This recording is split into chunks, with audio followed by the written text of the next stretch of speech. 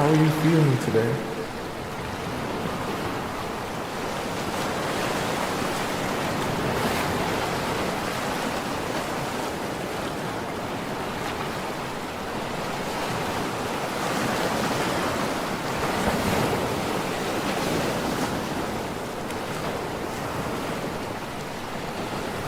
Do you feel fulfilled in life?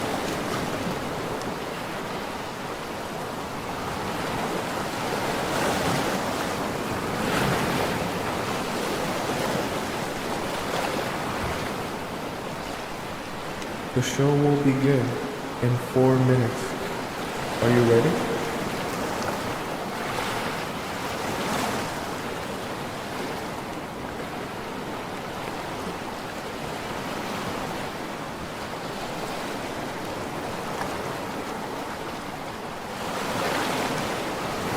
When was the last time you felt betrayed?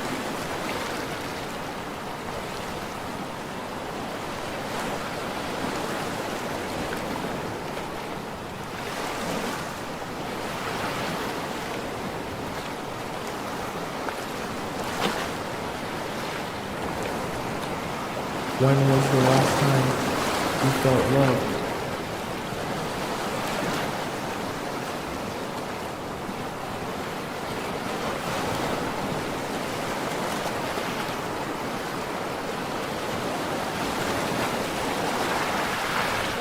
The show will begin in 3 minutes. Are you ready?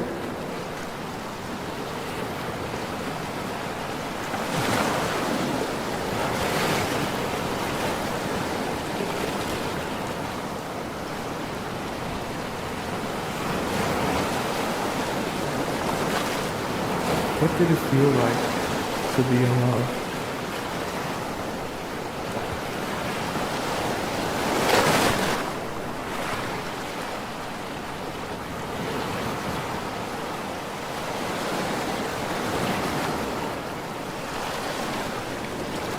What is the most painful part of being in love?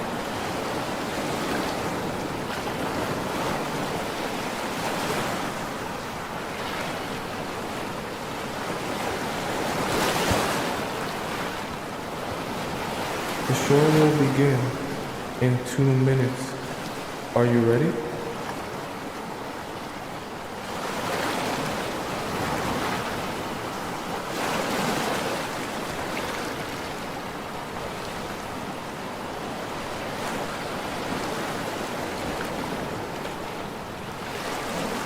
Are you ready to be transformed?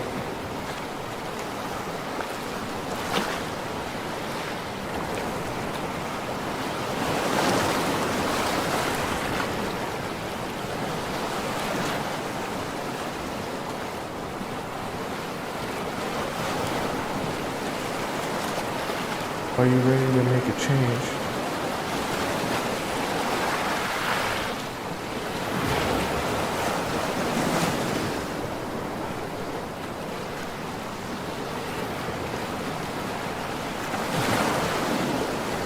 The show will begin in 1 minute.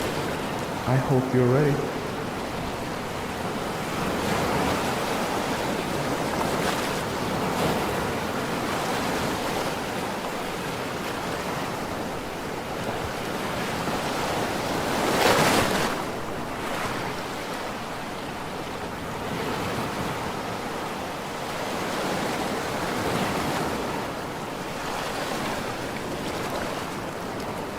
The show will begin in exactly 30 seconds. Get ready.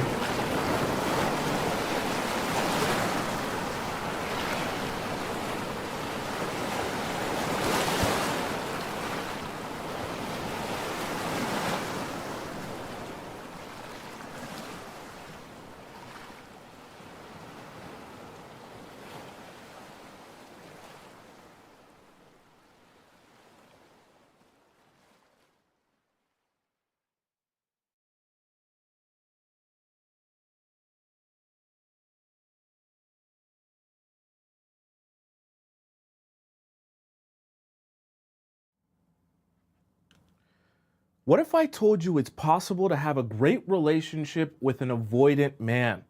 What if I also told you that even if you're an anxiously attached woman, that it's possible to have a strategy that can make it a breeze to deal with even the most avoidant of avoidant men? If that strategy you want to learn, join me on today's show where we'll be discussing how to thrive with an avoidant man. That way, you'll never again become anxious, even when he becomes emotionally distant. Welcome to the Players Club. If you're paying attention to me and everyone else in the live stream, please say here present so that I know you're here present and actively participating, okay? Welcome on this Monday afternoon. How are all you beautiful people doing? So good to see you and be able to join back with you after the weekend. Who we got up in the TikTok chat? I see we got Under Chastity, Erica is here, Lena is here, Mama is here, Kayla T is here, Lena Leak is here, Go Plants, one of our biggest donators in the TikTok chat is here, Bree is here, Elsa is here, Sunshine is here, Zyra is here, Nadia is here, and of course we have our three moderators, Sharice, SH, and Scotty in the TikTok chat. Who we got over in the YouTube chat? Melita is here, Mary Kim is here, Shadina, okay, is here. Teddy is here. Butt is here. Someone's name is actually Butt. Flower is here. Isabel is here. We have Ivy, one of our amazing channel members here. Nicole, one of our amazing and generous channel members is here. Olga is here, one of our channel members. We have Tracy Niles, one of our amazing channel members. And lots more. I want to make sure I get to whoever was the channel members that are here. I always like to shout them out, okay? Welcome all you beautiful. Oh, we got Great Fortune Cookie is here as well, one of our amazing channel members. Welcome to the show, all you beautiful people. And Missy America is off today. She has to deal with something, so she is not here today in the YouTube chat, but she is with us in spirit, and I'm sure she'll rewatch the show when she has a chance, okay? Welcome all you beautiful people. How was your weekend? I always feel like when we come back in on a Monday, first of all, I have lots of energy on a Monday, as you can see. But I always feel like when we come back in on a Monday, I really do actually feel like a teacher because I'm like, oh, how was your weekend? You know, how'd you guys do? Because I obviously not with you on the weekend. You guys don't see me on the weekend. So it's kind of funny to be able to join you guys back after we spent, even though it's just 2 days, feels like it's a long time that we spend apart when the weekend is gone. This pen is really something really sticky. Okay, let's start off with our number one point here, okay, that I want us to all take note of, all right? Very important. It's gonna kind of crystallize everything that we're gonna discuss. So it's very important that this is number one. So I'm gonna state it because sometimes I'll be going right into the points and I don't state it first, okay? So number one is the bird's eye, okay? Now, what do I mean by the bird's eye? I'm specifically talking about, I want us to take kind of like a bird's eye view of relationships and how relationships go with an avoidant man. The reason I want to take a bird's eye view is because it can become very easy to forget what it looks like for people who are avoidants and what the natural responses are. So let's kind of think of it like this. Let's imagine you are here and the man, will put him over here, right? So let's imagine in this scenario, he is the O. Okay, so actually, you know what? We'll make it like this so that we can make it very visual for those of you who are visual learners. We'll make you the X. No pun intended. So we'll put an arrow here. This is you. And we'll make him the O. So this is the thing that I kind of want to break down for you in relationships with avoidant men to help you kind of crystallize what we want you to do and why we specifically want you to do this, okay? So I know that when you're dealing with an avoidant man and he starts avoiding you, he starts pulling away from you emotionally, right? He gets distant from you, or you guys get into a fight or an argument and he kind of takes his own space. That can become very anxiety inducing for you, especially if you're an anxiously attached person. But what I want you to take into consideration is the bird's eye view of the situation and what he's naturally having happen to him in his relationships if he's an avoidant man. So of course, when he pulls away, so let's imagine in this scenario, right? He is starting off here, right? And you're starting off, let's say over here, and he pulls away from you and he starts moving in this direction, right? And so he ends up over here. And let me kind of draw this better so you guys can better visualize this, right? So as he moves into this direction, right, you move in this direction, right? Because you're trying to get closer to him. So let's imagine this as kind of like an emotional, right? An emotional scale, so to speak, okay? So this man is moving in this direction, taking 1 step back and now 2 steps back. And now you're taking 1 step forward and 2 steps forward emotionally, because as he's trying to avoid you, ask you for space, take time away from you, I need a break, I need to think to myself, I need to be by myself. You say, but wait, you want to be by yourself, but I need you, I want to talk to you, I want to spend time with you. And I feel like as you need a break, you're starting to like me less. I feel like you're starting to get less interested in me. I feel like you're going to forget about me. And so what ends up happening when you start responding that way emotionally? He takes more and more and more steps this way, okay, right? Meaning away from you. And then you end up taking more and more and more steps towards him. So there's a constant cycle of him pushing back and you going forward. Now, this is the thing. You're thinking in your mind, well, this is just my natural response. Oh, I hate when stuff doesn't look visually pleasing on the board. It bothers me. You're thinking in your mind, well, Tomisin, this is just my natural response to situations. And this is just how I feel when he does this to me, when he acts like this, I can't help it. I want this guy to like me and I like him. What are you telling me, that I shouldn't have emotions and I shouldn't like guys? That's not what I'm saying. But what I want you to understand is this isn't just you. In fact, for most avoidant men, this is all other women, all of them, right? Because most of them are going to be in a situation where when they notice a guy that they like starting to pull away from them and they don't join the players club, they're not watching me, they don't understand how this works emotionally and what's going on, they're naturally going to push forward. That's what most women are doing. And when all of those women push forward, what does that trigger in all of these avoidant men? To be even more avoidant, okay? So the reason I'm calling this first point the bird's eye view is because I want you to understand that your situation, while it might feel like it's only happening to you, you have to take into account dealing with an avoidant man is not just dealing with him based on how you feel and how you want to respond, but it's also understanding that if this man is single up until this point and he's an avoidant man, clearly the natural response that most women have been giving him does not end up working out. i.e., the response of pulling forward towards him to try to smother him and prevent him from pulling away more or being more avoidant or telling him, hey, I'm here for you. You can see me. You can be here with me. And whenever you want to talk, do you want to talk now? Do you want to talk now? Do you want to talk now? Do you want to talk now? Is it okay now? Do you feel like talking to me now? Are we friends still? Do you still? No, it doesn't work. Okay. So the reason I say that is because I want you to understand that the natural response that you're going to want to give in that situation with an avoidant man thinking, oh, I'm going to do something to save this, is never going to work. So what I want you to start thinking about from a bird's eye view is we have to start showing the guy that you're dealing with, this avoidant man, right? We're imagining him as the 0 over here and you are the X.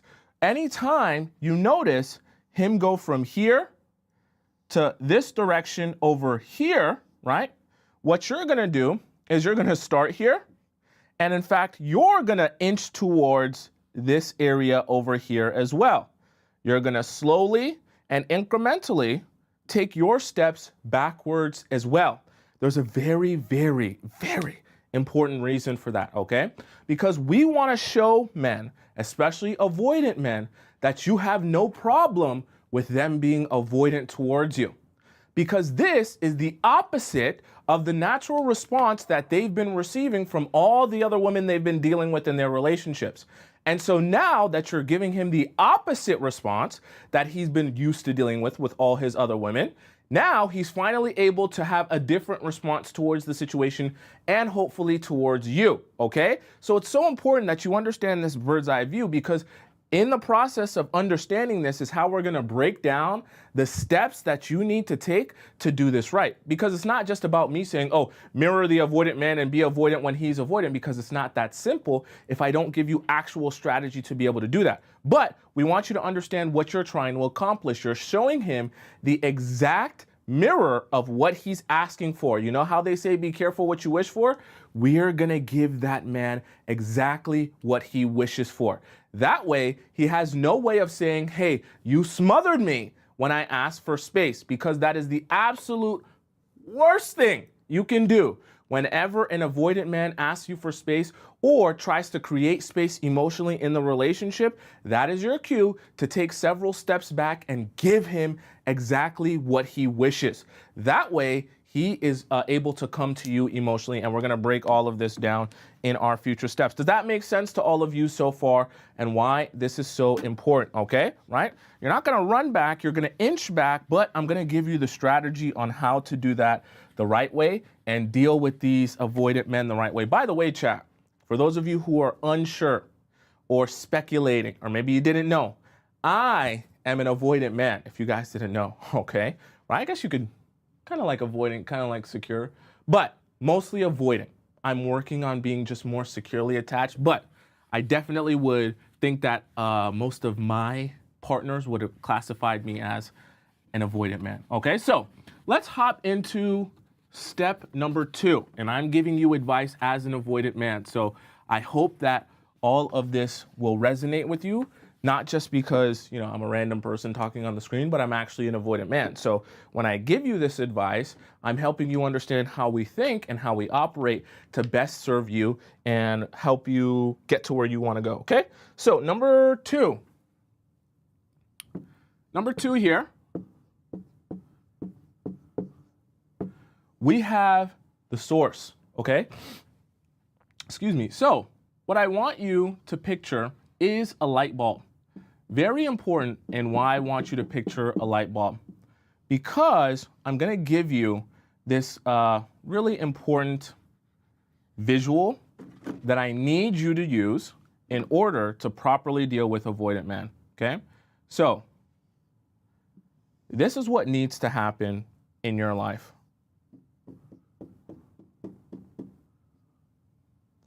You guys know I'm not that good at drawing, so we'll just, you'll get it, okay?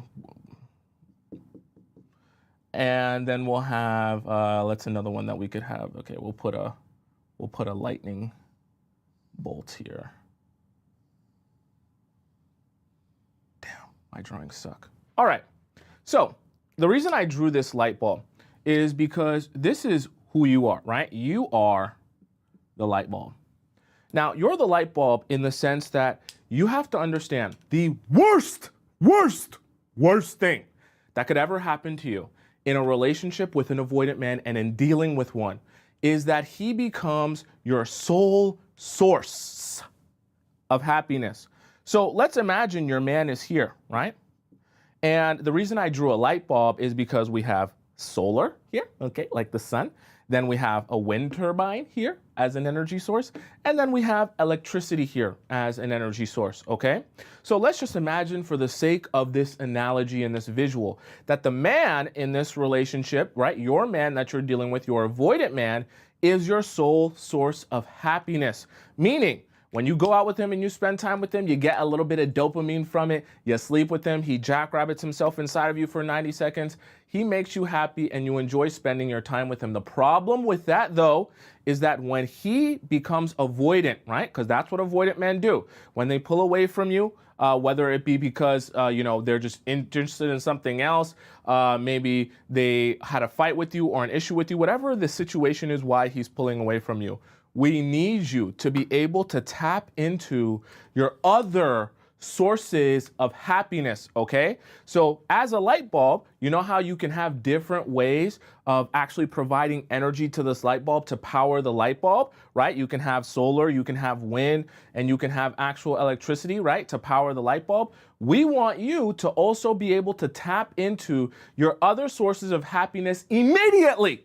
as a man becomes avoidant towards you. The reason that I say that is because this process of being able to switch your sources of happiness needs to become so seamless for you that anytime a man becomes avoidant with you, you're actually able to take a step back, okay? So let's imagine each of these different things, right? You can have, let's say, passions here, right?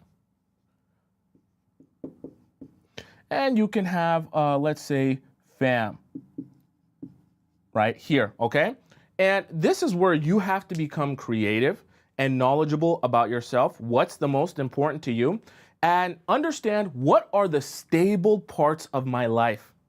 Who are the people and the things that exist in my life that I can rely on to be there for me regardless of how my relationship is going. So this is where you have to get good at tapping into your sources of consistency and reliability in your life, right? The reason I put down family is that hopefully you have family members in your life that regardless of whether you're dating someone or you're single, these are people you can rely on to bring you happiness regardless of what goes on in your relationship with this man, okay? This also could be really close girlfriends, all right? People that actually want the best for you, that want to see you winning in life, right? Passions could also be hobbies, could also be just things that you like to spend your time doing. It could even just be traveling, right? But you need to have this available to you on an easy notice, okay? It shouldn't be hard to access any of these alternative forms of energy or alternative forms of happiness, as we could say, okay? Someone says, I have God. Your religion could also be that, right? So this is where you get creative, like I said, at tapping into any one of these sources the moment a man shows you his avoidant side, because an avoidant man will eventually show you that. The reason for that is because like a light bulb, we don't ever want you dim. We don't ever want you without energy to feed you, because you need that happiness from external sources to feed you and keep you going. We don't want that man to be that sole source of energy that as soon as he's not there anymore, then you lose your ability to be happy. Because once that becomes the case with your avoidant man, none of what I teach you or we talk about here is going to work properly. Absolutely zero. Because you're going to be in such painful agony trying to get him back into your life, trying to draw him back in, trying to have him become another source of your happiness, because you don't know what you're going to do, how you're going to live, or how you're going to go about life or receive any happiness without him. Okay? So it's very important that you tap into your own individual sources. And like I said, I can't necessarily give those to you, because you have to become curious enough about discovering yourself that you start realizing, well, what does bring me happiness outside of a man? Okay? And if I ask you that question, right, when you hear that question, your answer to that is, I don't know, then we need to backtrack. And we have to start figuring out what is happiness for you outside of a relationship. Because make no mistake about it, whether you're a woman that plans on being a wife or not, you need to have something that brings you happiness outside of your relationship, or else you're not going to have no good relationship. I can assure you of that. So that's the first step. If you don't know what these other sources of happiness that will power you and keep you sustained are, we need to do some discovering, some self-discovering to find out that answer. Does that make sense to you guys so far, right? Null says, is a man actually avoidant or is not interested, right? How to know the difference. The difference between a man who is interested versus, who is not interested versus a man who is just avoidant.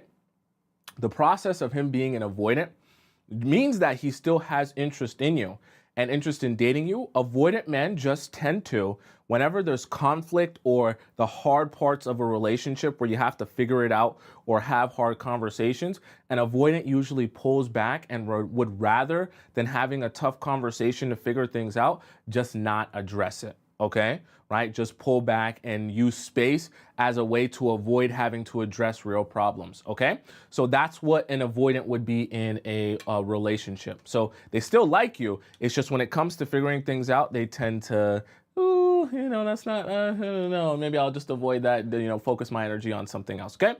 So I want you guys to understand this and why this is so important, okay? You have to be able to tap into your other sources. I hope that point makes sense for you guys, right? Let's hop into point number 3, where we're really gonna be getting into the nitty-gritty of what you're trying to do here, okay?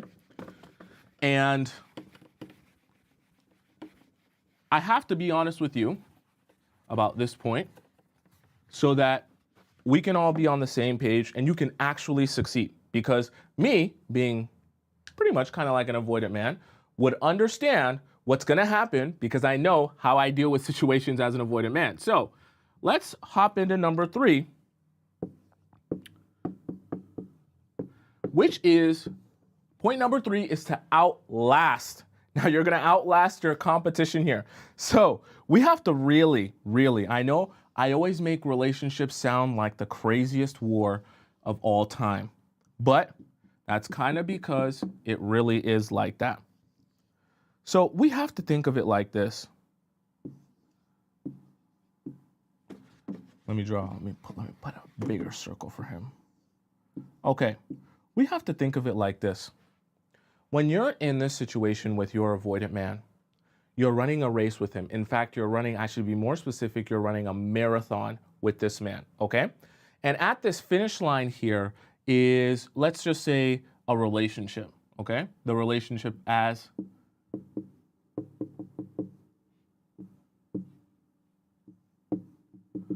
okay? Your relationship is standing at the end of this finish line. And at the end of this finish line here is where he eventually comes back to you and is ready to address the things that need to be addressed, to speak to you again, to acknowledge you, to be in this relationship and actually be invested in this relationship again, no longer be avoiding or taking emotional space. Now, excuse me, here's why I call it outlasting, okay? You have to understand, let's just imagine like a marathon. This is a 26, we'll call it, a 26, now what's a really long distance? Some people are American, some people are, so we'll say like, what's a long distance? 50 miles, okay? 50 miles. And how many kilometers is 50 miles? Someone do the calculation for me, okay? I don't know how many kilometers that would be, all right? Someone tell me what the km of 50 miles would be, right? Is 50 miles even marathon distance? You guys have to help me. You're part of this show, okay? I don't know everything, all right? Someone's gotta help me out. Let me know what the kilometers is. But let's imagine that you guys are in a marathon here. Someone said 80 kilometers. I'm trusting you, because everyone that says that's not 80 kilometers will be like, that's not right, okay? It's 80,000 kilometers. Okay, 80,000 kilometers. Wait, what? No, that doesn't make sense. It can't be 80,000 kilometers because kilometers is the thousand, okay? 80 kilometers, over 100 kilometers. All right, we're gonna trust that it is 80 kilometers. If it's wrong, then you guys are gonna have to owe me, because when I do this again, they're gonna be like, you're wrong on the distance, okay? So my point being is, let's imagine this as a marathon. The reason that I want us to imagine this as a marathon is because it's so important that you don't lose sight of where you're going, and understand that your goal is not to sprint to the finish line and not to try to get him where he needs to go before he's ready to go there. Your goal here is to outlast him and pace yourself so that by the time the destination is reached, you're well prepared for the journey and how long this is gonna take and how much energy you're gonna have to expend in this process of getting to your destination, right? So you're taking this journey here. And throughout the process of taking this journey, you're gonna reach, right, points where you get to the place where you have a desire to quit, right? You're gonna wanna quit, okay? At some point, you're gonna wanna say, I don't wanna do this anymore. I just wanna talk to the guy. I wanna reach out to the guy. I wanna show him how much I care, how much I need him. I wanna show him that I'm ready and available for him to talk to me, because maybe he doesn't know that. Maybe he forgot my number. Maybe he doesn't realize that I still exist. Maybe he has totally forgot that we were doing this thing called a relationship. And if I remind him that we're still doing this thing called a relationship, then he'll no longer be an avoidant man. It never works. It never works. You will never get to where you need to go. You have to understand, as soon as that man becomes avoidant towards you, you are playing the waiting game. And all the tools that I'm trying to give you, like we talked about with the source, right? Having your source of happiness that is consistent in your life, outside and not at all related to that man, not tied to him, okay? Not in any way, shape, or form, and he can't control it. That you have that, because this is what's gonna help you outlast the process of him going about his avoidant ways. So let's say you get into a disagreement with the guy, and after this disagreement, this guy chooses to not text you for 2 or 3 days. We need you to be able to fall back on your sources of happiness, like we talked about in number 2, that you're able to outlast this marathon. We don't want you getting to 2 kilometers and saying, oh, damn, I'm really messed up. I can't do this. We don't want you getting to 10 miles, 15 miles and saying, damn, I don't know if I'm going to be able to continue this process, because now that I realize you're so avoidant, I don't know if I'm going to be able to, my anxiety is going to be able to allow me to just chill while you take your space. This is so important, okay? Right? And as you're going to see in point number 4, we don't want you going down a death spiral. And outlasting is such an important part of dealing with avoidant men, because at this point, when they ask you for space or they take their space from you, you cannot get into a fight with him where you're trying to get him to get to where you want him to be faster than he's ready to go there. Now, this is where we're going to hop into a really, really important point and have you have an understanding of exactly how this can go wrong, which is why I need to give you tools to outlast him. Because you're never, when a man takes space from you, okay, so this is what I want you to hear about this point. When a man takes space from you, you are not in the business of ever being the one to come towards him and say, okay, you want to take space from me? Can you please explain to me why? Can you please tell me what the issue is? Or, you know, in the process of it going on, that you're saying, oh, well, can we end this earlier? Can we not do this for so long? This is too long for me, you taking your... No, we need you to have your tools to outlast him and ignore him, avoid him, whatever it may be, for as long as humanly possible, because we need him to come to you. You have to understand this process of him being an avoidant man.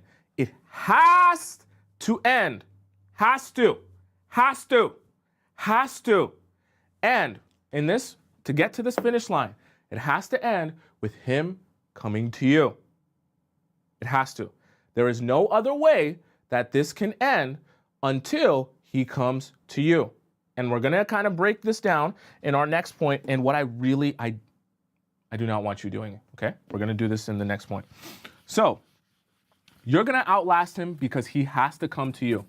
You cannot, be the one going to him, because now you're in pain and your anxiety is bubbling. Because remember, like we talked about in point number 1, from the bird's eye view, that is exactly what every woman has been doing in his life, right? So point number 4, very, very important. Okay, please.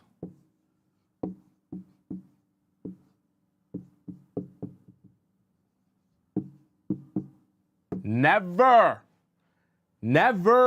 fight avoidant men, okay? Honestly, the perfect example of that, I think you guys have seen this one before that I've given, all right? Let's imagine you here. We're gonna give you curly hair today. Sometimes you guys be complaining, I want curly hair, I don't want it to be straight. Okay, you got curly hair today, all right? So you got curly hair today and your cute little nose there, all right? You got a big triangle body and a nice big booty, okay? Your booty's sticking out from the front. But today you're in trouble. You're in quicksand, okay? The reason I don't want you fighting is because fighting with avoidant men about them being avoidant is actually, it's like quicksand. The reason for that is the more you fight, the more this quicksand will creep up on your ankles and your knees and your thighs. And the more you try to wrestle yourself out of the situation by coming up to him and telling him, hey, I know you're an avoidant man, but I'm here for you. I just want you to know I'm here for you. All this, I know you're an avoidant man, but I'm just reaching out to you once again for the 15th time that you haven't messaged me back, just to let you know that whenever you do want to talk, I'm here for you. Stop doing that. Stop. When a man tells you, that's an avoidant man, that he wants to take space from you, that he wants a break from you, that he needs some time to think, you will never, listen to me, you're in the Players Club now, okay? So I'm telling you, and I'm telling you this as an avoidant man, you will never fight him on what he asks you for. Avoidant men will obviously always be asking for more and more space. Every time he asks you for space, you will say, okay, and let him go for as long as he wants to go. You're not gonna fight him on it. You're not gonna text him about it. You're not gonna question him about it. You're not gonna ask him what's the reason why you need space. No. As soon as you get the hint or the inkling, or he even says it to you, especially if he says it to you, you're gonna say, oh, okay, perfectly fine. And you won't message him again until he reaches out to you. It's very important that you never fight this process. The worst thing you can, the worst thing you can do in this process of dealing with an avoidant man is fighting him on his avoidance. Because remember, when we talked about the bird's eye view, every other woman in his life that has felt his avoidant energy, as even the ones who were secure sometimes that have felt that avoidant energy, it has turned them anxious because they're wondering what they did wrong or why this man has become avoidant. So they always scramble to try to figure out what the issue is and figure out what they can change. All of that only serves to make an avoidant man more avoidant. Because as you do that, he starts thinking, well, now that I asked for space, not only is she not giving me space, but she's in fact smothering me even more than when we were in our regular relationship. So not only isn't this not the normal, but it's actually 10 plus, right? In terms of her smothering of me, her emotional smothering of me, that is actually making me feel even more uncomfortable and making me want to take a step back even more. Which is why I say you do not fight men or even question the avoidant men on why they are becoming avoidant. You just allow them to be as avoidant as they feel like being. Because, like we talked about at the beginning, you're like a genie, okay? I want you to think, me and you in the Players Club, what I want you to remember, and the visual I want you to think of yourself, you're a sexy genie today. And in this show where you become a sexy genie, a seductive genie, you grant any wish of that man. In fact, you grant the wish so well that he becomes like, you become like this, the perfect genie that no one can ever imagine. They couldn't even put you in a Disney princess movie because it would be unrealistic how good of a genie you are, right? You grant these wishes tenfold. The reason I say this is because you want that man in a situation where when he finally, right, comes back to you, which we're going to talk about here in the last point, when he finally comes back to you, you want it to be because he decided to come back to you. And you also want him to recognize, this is the most important part about never fighting, you want him to recognize that you granted his wish exactly how he asked for it. Exactly.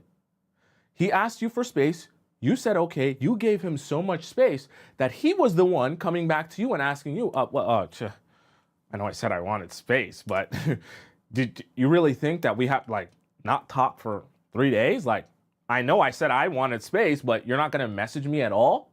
You're not even going to check up on me? You're not even going to say anything? Do you not care? Right? And this is where when he comes back like that, all you do is say, well, that's what you asked me for, which is space. So you're actually teaching men, and this is going to sound really strange, you're teaching men that when you ask for something from me, especially when you ask for space or you want to take a step back from the relationship, you will indeed get that. Because this is the problem with avoidant men. And I'm telling you this is an avoidant man. Sometimes they will use the process of being an avoidant to gauge your level of interest in them. When they realize that when they become avoidant towards you, that you push towards them, they will see that, oh, you actually do like them. You actually are very interested. They'll realize that they have a lot of power in this relationship. Okay? So it actually becomes, in a weird way, a little bit of a power play. In the sense that when you do go forward. When you do take an emotional step forward, they realize you're doing that because you're in so much agony that you can't take this anymore. That you like them and want them so much that you need to be with them. You can't allow this distance to go on any longer. But when you're a sexy, seductive genie granting all of his wishes and he asks you for space and you give him so much space that he's the one wondering why all this space is existing, and you tell him that this space is existing because that's exactly what you asked for, you're actually showing him that if you think you're gonna take space away from me or become an avoidant man and I'm gonna chase after you or you're gonna get some sort of satisfaction or validation from that, you're not. All you're going to get is the loneliness and the emptiness of realizing that you're receiving your own doing.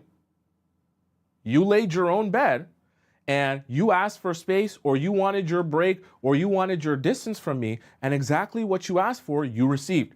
There's something, and this is going to sound really dramatic, but there's something really agonizing, especially for men, about realizing that you are your own wrongdoing. Like you are your own worst enemy, especially in a relationship, especially if you're in a situation where the girl that you were with, you recognize that, hey, they brought a lot of good things to the table. Realizing as a man that you messed up a situation with a really good girl and it's no one to blame but yourself is very, very painful. So you actually want to grant the man, as weird as it sounds, you want to grant the man the ability to go through that agony of experiencing what it feels like to be your own worst enemy in pushing away someone who cared for you, loved you, and brought a lot to the table, by you being the one asking them for space, asking them for distance, thinking that that was somehow going to make them come closer towards you. And all it did was put space between you exactly as you asked for. And now when you look around wondering why you're unhappy or why you're lonely or maybe why that woman moved on, it's literally because of yourself. That's a very painful, agonizing realization. And that's the kind of realization you want to give avoidant men.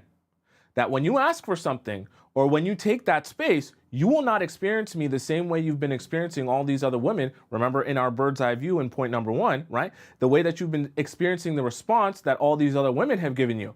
You will experience me exactly how you asked to experience me. So when you put in no effort or you take your step back, you will receive those steps back. You will see me move on with my life as if you don't matter. If that doesn't make you feel good, then you probably should reconsider all of this avoidance that you're doing in our relationship.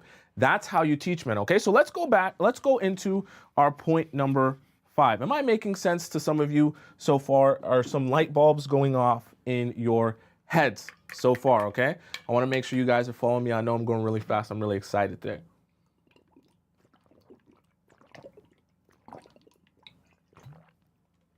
Very important. Never ever fight with men, especially avoidant men. You want to show them that exactly what they asked you for is exactly what you're willing to give. In fact, you're so happy to give that because now this time can be reinvested back into yourself. Okay? Let's hop into our number 5 point. Okay? Number 5.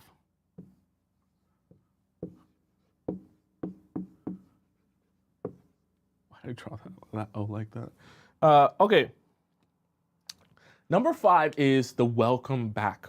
Now, obviously, there's a difference. I think it was Null that asked this question earlier. She said, right, is there a difference between an avoidant man and a man who's interested in you versus an avoidant man or a guy who's just not interested in you? Yes, obviously there is. And avoidant men can still be interested in you, but their personality and their attachment style is to naturally be avoidant, and especially when they get into a situation that requires nuance, discussion. They have to have a real conversation with you about real things. Usually that's when avoidant men become the most avoidant. I'm telling you that as an avoidant man.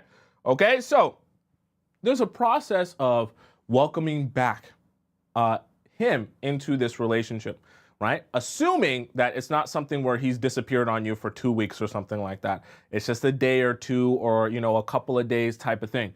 Now, I want you to kind of imagine this scenario here. And the reason I want to describe this scenario for you is because I want you to see how important this process is, okay, in doing this the right way. So let's imagine that you're attending a surprise party. And at this surprise party, you have all of your different friends, that are going to surprise you. You got friends and family. So I'm just putting an F here because these are all your different friends and family at this surprise party. And this is the door that you're eventually gonna walk through, okay? So in the process of you eventually walking through this door, right? You obviously don't know what's on the other side of this door for your surprise party, okay? It's a surprise. Now, the reason that I say this is, let's imagine two scenarios. Let's imagine our first scenario in which you walk through the door, and when you walk through the door, you're obviously not knowing that what's gonna happen. It's dark, you turn on the lights, and everyone yells out of the corner, surprise! And they jump out, they're blowing balloons, there are cotton candies everywhere, it's a circus, everything's amazing, people are doing flips, your girls are twerking, a Sexy Red starts playing in the background, and all your girls are going crazy, okay? That's the first scenario, nothing super weird or strange about that, all right? Now let's imagine scenario number 2, in which you walk into this surprise party, and when you turn on the lights and it goes bright again, it goes up, and instead of them yelling surprise, they all go, I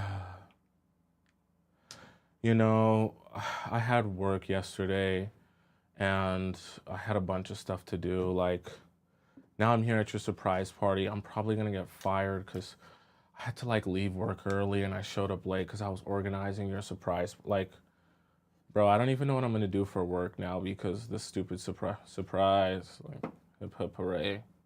Yeah, play the Sexy Red. What's that stupid song she likes? Whatever. Imagine that was the reaction you got when you walked into the door from your surprise party. Be quite strange, right? You'd start to wonder, why is everyone acting as if I'm burdening them when they're the ones throwing my surprise party? You're surprising me, right? And you're here to make me have a good time because it's my birthday. So why would I walk into my surprise party that you guys set up for me, and you're complaining about all the things that you couldn't do because you had to do my surprise party? I didn't ask you to throw me a surprise party.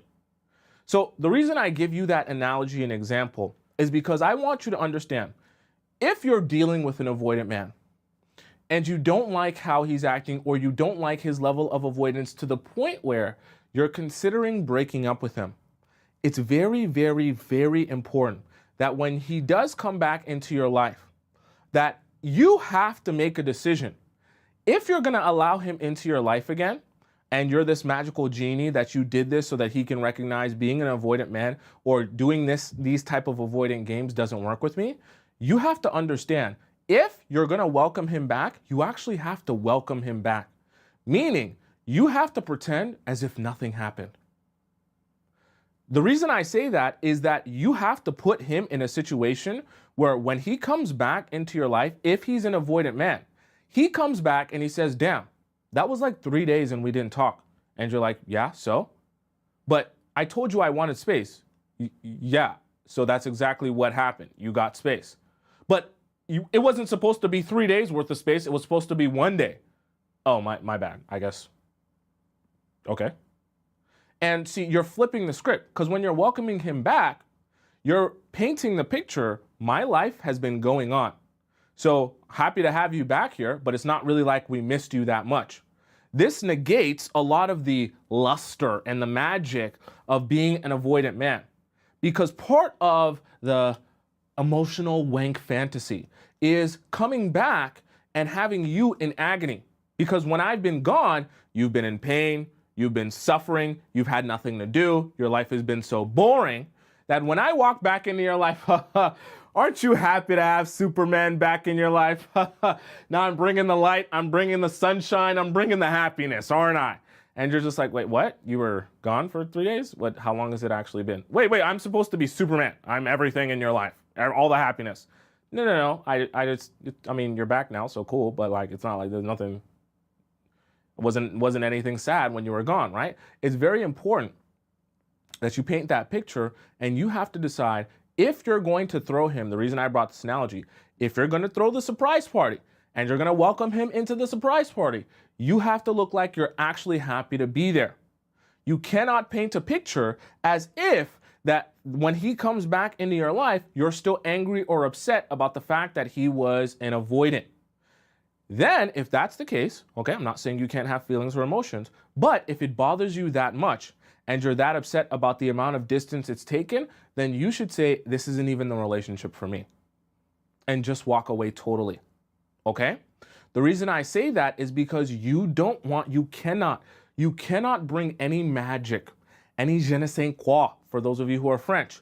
You cannot bring any magic or luster to being an avoidant man, or else it will make being an avoidant man that much more enticing. I'm telling you this as an avoidant man. Do not make the mistake of making it a magical experience for him in the sense of making him feel like you were in agony or at all questioning yourself or this relationship while he was away from you. I know this kind of sounds strange because I'm telling you to welcome him back as a way to show him that he doesn't matter, because then you're like, wait, wouldn't showing him he doesn't matter be like me telling him or being angry or being sad or being upset? Wouldn't that be like, why would the best reaction to be happy when he comes back as if nothing happened and not address it? I should address stuff, Thompson. People talk to me about communication. But what I want you to understand is with avoidant men, any type of expression of agony or pain while I as a man was being avoidant will always bring some magic and luster to the process of being an avoidant man. Because remember, when we talked about in the bird's eye view, right, they're used to the process of being an avoidant and having even those secure women push towards them. That's the natural occurrence.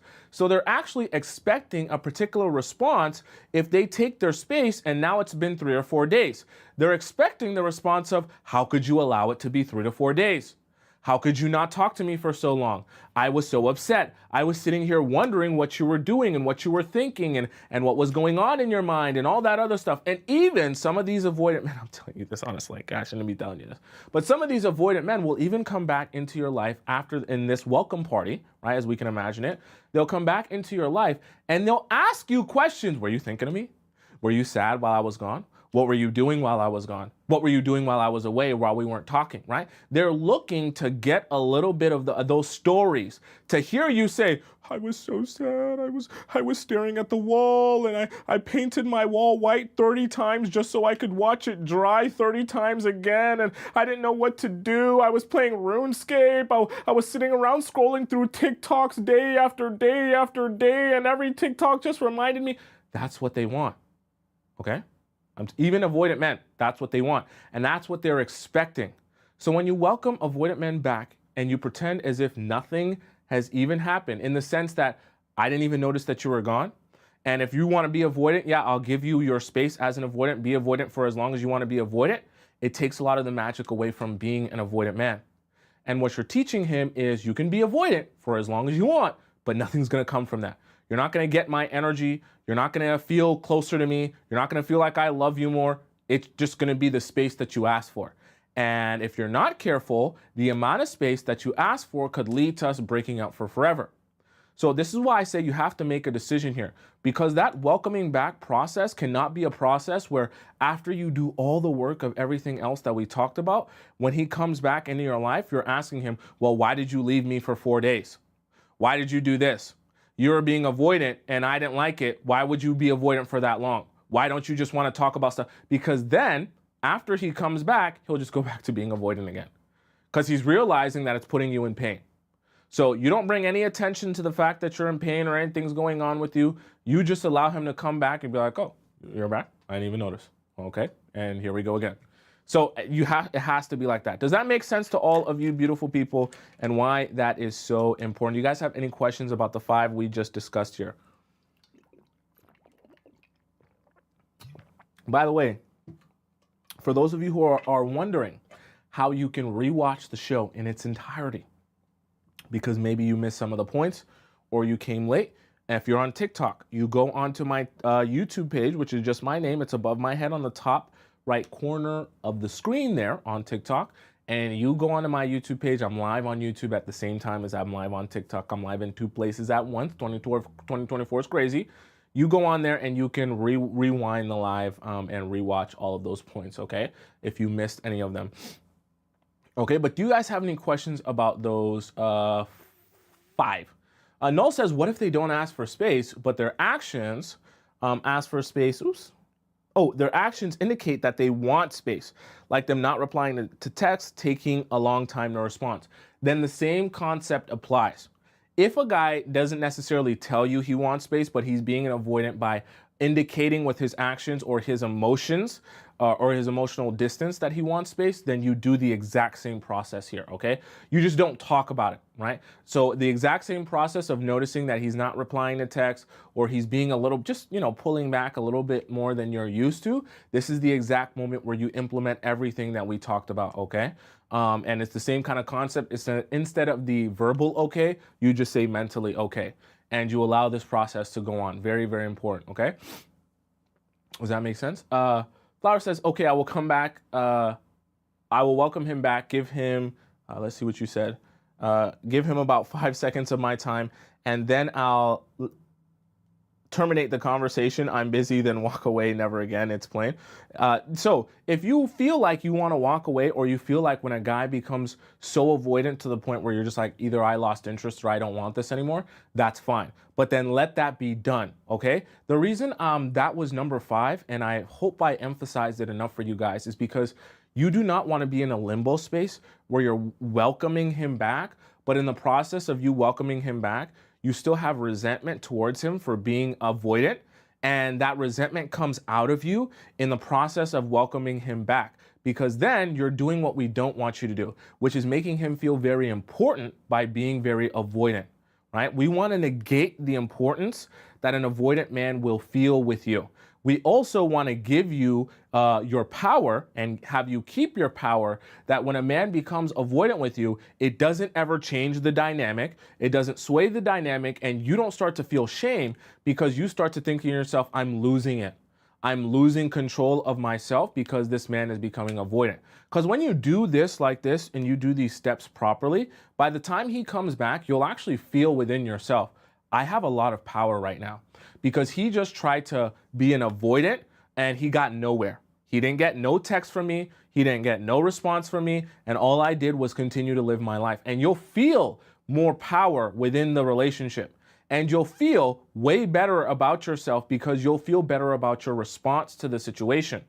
And that amount of power will be ruminating through you, and it'll make you more confident in dealing with him and talking to him. But if you feel that resentment or that anger because of what he did, it's best for you to just let it go. Because at that point, you'll be giving him too much of that agonizing energy and feeling that he wants to feel when he wants to know how important he is for being such an avoidant man, okay? Right? You don't want to feed the addiction there, right? Null says, I have a hard time addressing this avoidant behavior. I have a big mouth and get in my feelings. Does this mean I'm not compatible with avoidance? Well, what I would say to that is, this is a time where you need to have other outlets like friends or your journal that you can dump on, right? It's not always going to be friends. Sometimes it'll be the journal. Sometimes it'll be family members. You need a way to dump off emotion somewhere, that when you come back into this relationship, especially when you're building with men from the early stages, you have to have a place to dump off a lot of emotion and excess, expression, that you can be calm and centered in dealing with him. Because you don't want to give off too much bothered energy, especially in the early stages, because you're giving him a lot of power. And you're helping him realize that, hey, I can do whatever I want in here. I can swing my balls around in here, okay? I can drag my nuts, so to speak, as some people might say, all right? You don't want that, especially in the early stages, and you don't want to teach him that he'll be able to, flex his power by getting you so bothered and, bent out of shape by just pulling away from you. You don't want that ever, okay? C says, what if he tries to friend zone because of an avoidant but is still interested? That doesn't work like that. If a guy's trying to friend zone you, he can't still be interested in you. That literally makes no sense. Okay, no, like this, but like that doesn't make sense. He can't be trying to friend zone you and then actually be interested in you. Why would he be friend zoning you then? That doesn't make any sense. Okay. Antonio says, I just smoked some weed and call it a day. Hey, whatever you need to be able to bring yourself back to earth, right? And remember, play the marathon game, which is outlasting him. Avoidant men are always used to people becoming anxious with their avoidance. So the moment you don't show them that you have all of that anxiety, you're the first person actually showing him something different than what he's used to, okay? So important that you understand what your natural response that you would want to have in a situation like this is the natural response that a lot of other women have given him in that same situation. So where do you think your relationship with him is going to end up if he's used to getting that same response? It's going to end up in the same place all the other girls have been, which is desperate, anxious, chasing after him, and then probably he uses them up until he wants to discard of them. So you don't want to get stuck in that same cycle, okay? Right? Nicole says, I'm pretty sure I messed up with an avoidant man. It's been a while ago. How long should we give them to come back? Well, obviously there's a limit here, right? Oh, by the way, sorry, I didn't acknowledge your donation here. Let me make sure I acknowledge your donation. Oh, maybe this was your question here. So Nicole donates $5 in the YouTube chat. Thank you so much, Nicole. She says, this is a stupid question. I'm sorry. You said never fight, but if we have to, because he messed up, but won't take accountability. You do not fight men who will not take accountability for their actions, okay? So I don't know if you're talking about specifically in an avoidance situation or just in general.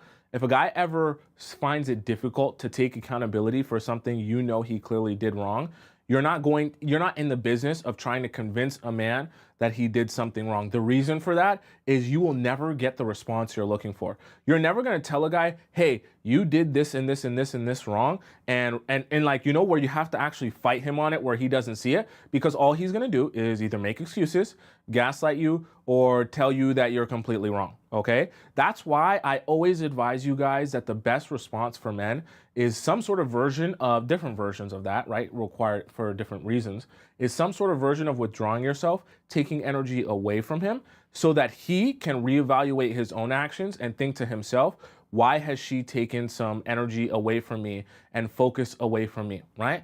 Because that's when the guys can come to you and ask you, did I do something wrong? Did I make a mistake? And most of the time they'll already know. When they have space to think about what they did, they'll know what it is that they did wrong.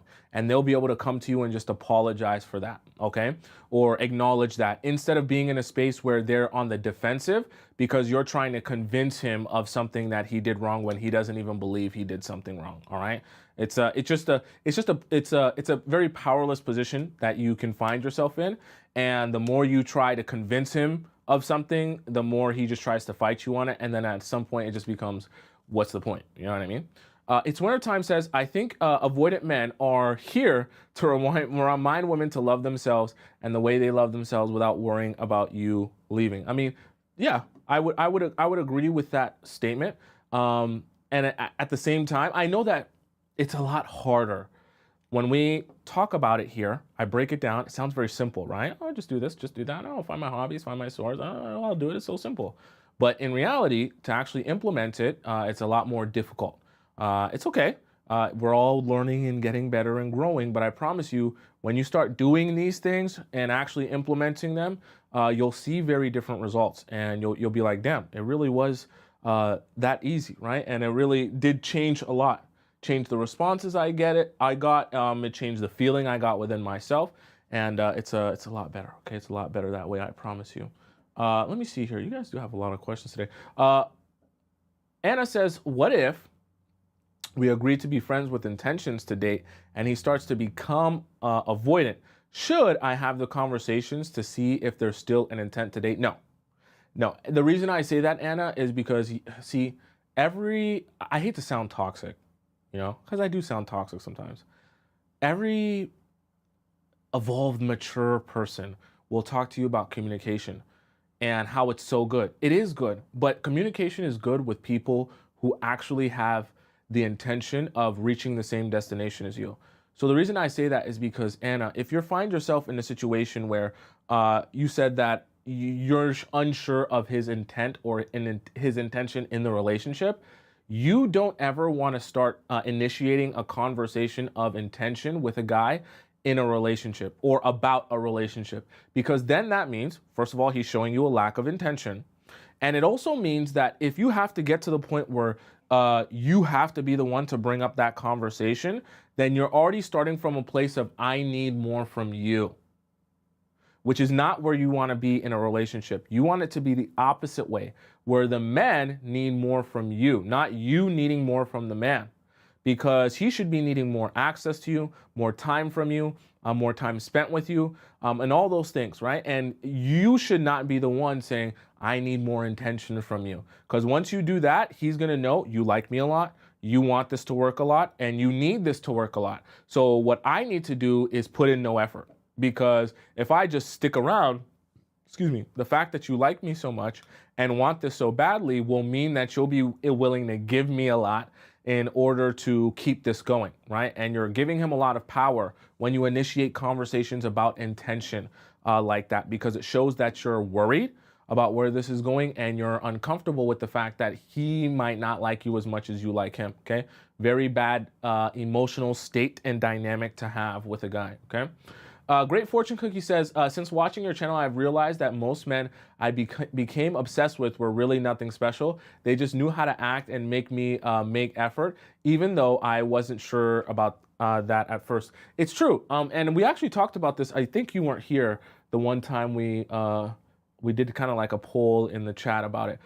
But a lot of times you can find that the guys you like the most obviously did the least for you.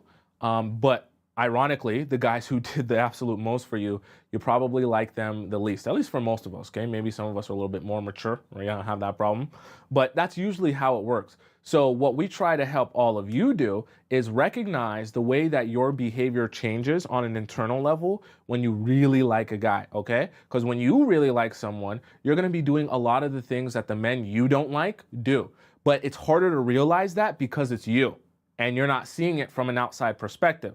So this whole show is about kind of changing that perspective as well as teaching you other things, but helping you understand, because most of you in the chat, okay, I see your profile pictures, most of you are attractive women, unless some of you may have huge bobbleheads or something like that, massive foreheads, 8 heads. But for most of you, you're attractive women, so you don't have a problem attracting men. Right? The problem becomes when you like a guy, you start acting differently towards the guys that you like than the guys that you don't like. And then those guys that you actually really do like, you start to have them pull away from you. You become anxious with them, and then there's a snowball effect happening, okay? And then you end up in a situation where the only guys who text you all the time, call you all the time, message you all the time are the guys that you don't want. You know what I mean? And then you're just in a situation where you're kind of wondering, why can't I get the guys that I do want? So it's kind of helping you understand how to go about that when you really like a guy, so that you can understand, okay, I really like you now, but I also know how to get you to like me. Because that's a really powerful skill to have, right? To recognize when you like someone, but to know the things that you can do to make them really interested in you.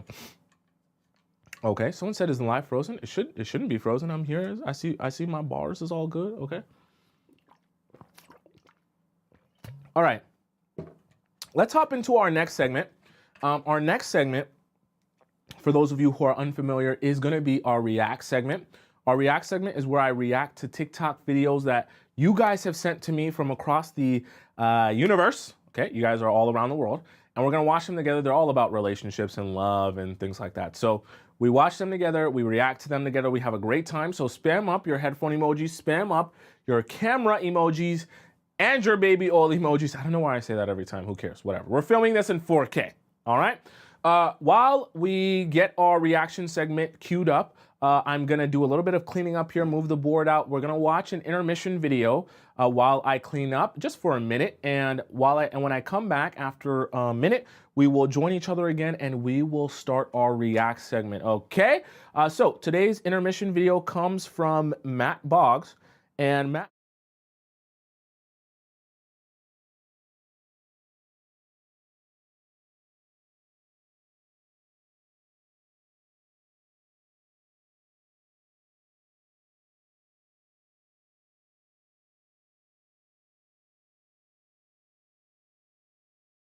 Emotional strength. Now, the woman who's developed emotional strength allows herself to feel her experiences, allows herself to feel all of her emotions. She feels really deeply. She's not guarded. She's not scared to live life. She's not holding back, but she plays full out with her heart. The downside is a lot of guys will get really attracted to women who do that, but the counter side is often that kind of person rides really big highs and really low lows because they feel so deeply. And it can become chaotic, can become crazy, and it can become wild. And so there's the rush of the high, but also the lows of the lows. While initially it's exciting, it becomes exhausting, and ultimately that relationship disintegrates. Way better is the woman who has emotional strength, which means she feels things deeply and fully. When life doesn't go her way, or when there's a challenge that comes up, or where there's stress happening, she's able to manage that stress. She's able to neutralize it. She's able to process it. She's able to have this steady, even keel. In other words, the highs get high, but the lows don't have to go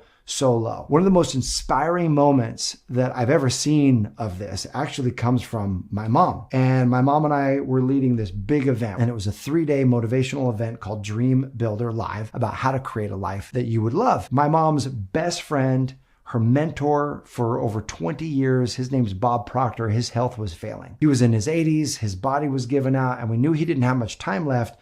And on the morning of the event, 30 minutes from doors open, going live, she gets a phone call from Bob's family saying that Bob's passed away. I went in and gave my mom a hug, and she's got to lead the whole first day of this event. I'm hosting the event. I've got some training sessions, but really the first whole day is on her. You know, she wiped some tears from her eyes, and she's totally feeling the loss of her best friend, of her mentor. And so I asked her, I said, hey, do you want to do the backup plan where you don't have to take the lead on this day? And me and the other faculty, we teach these sections. And she took a deep breath and she goes, no, Bob would want me to teach this day. And she wiped the tears from her eyes, and she took that stage and she poured into people in a way I've never seen her pour into people. And it wasn't that she didn't feel her feelings. It wasn't that she didn't do her healing work. She did. And in that moment, she rose to the occasion. And how can I serve in this way? What am I called to do this particular day? I was so inspired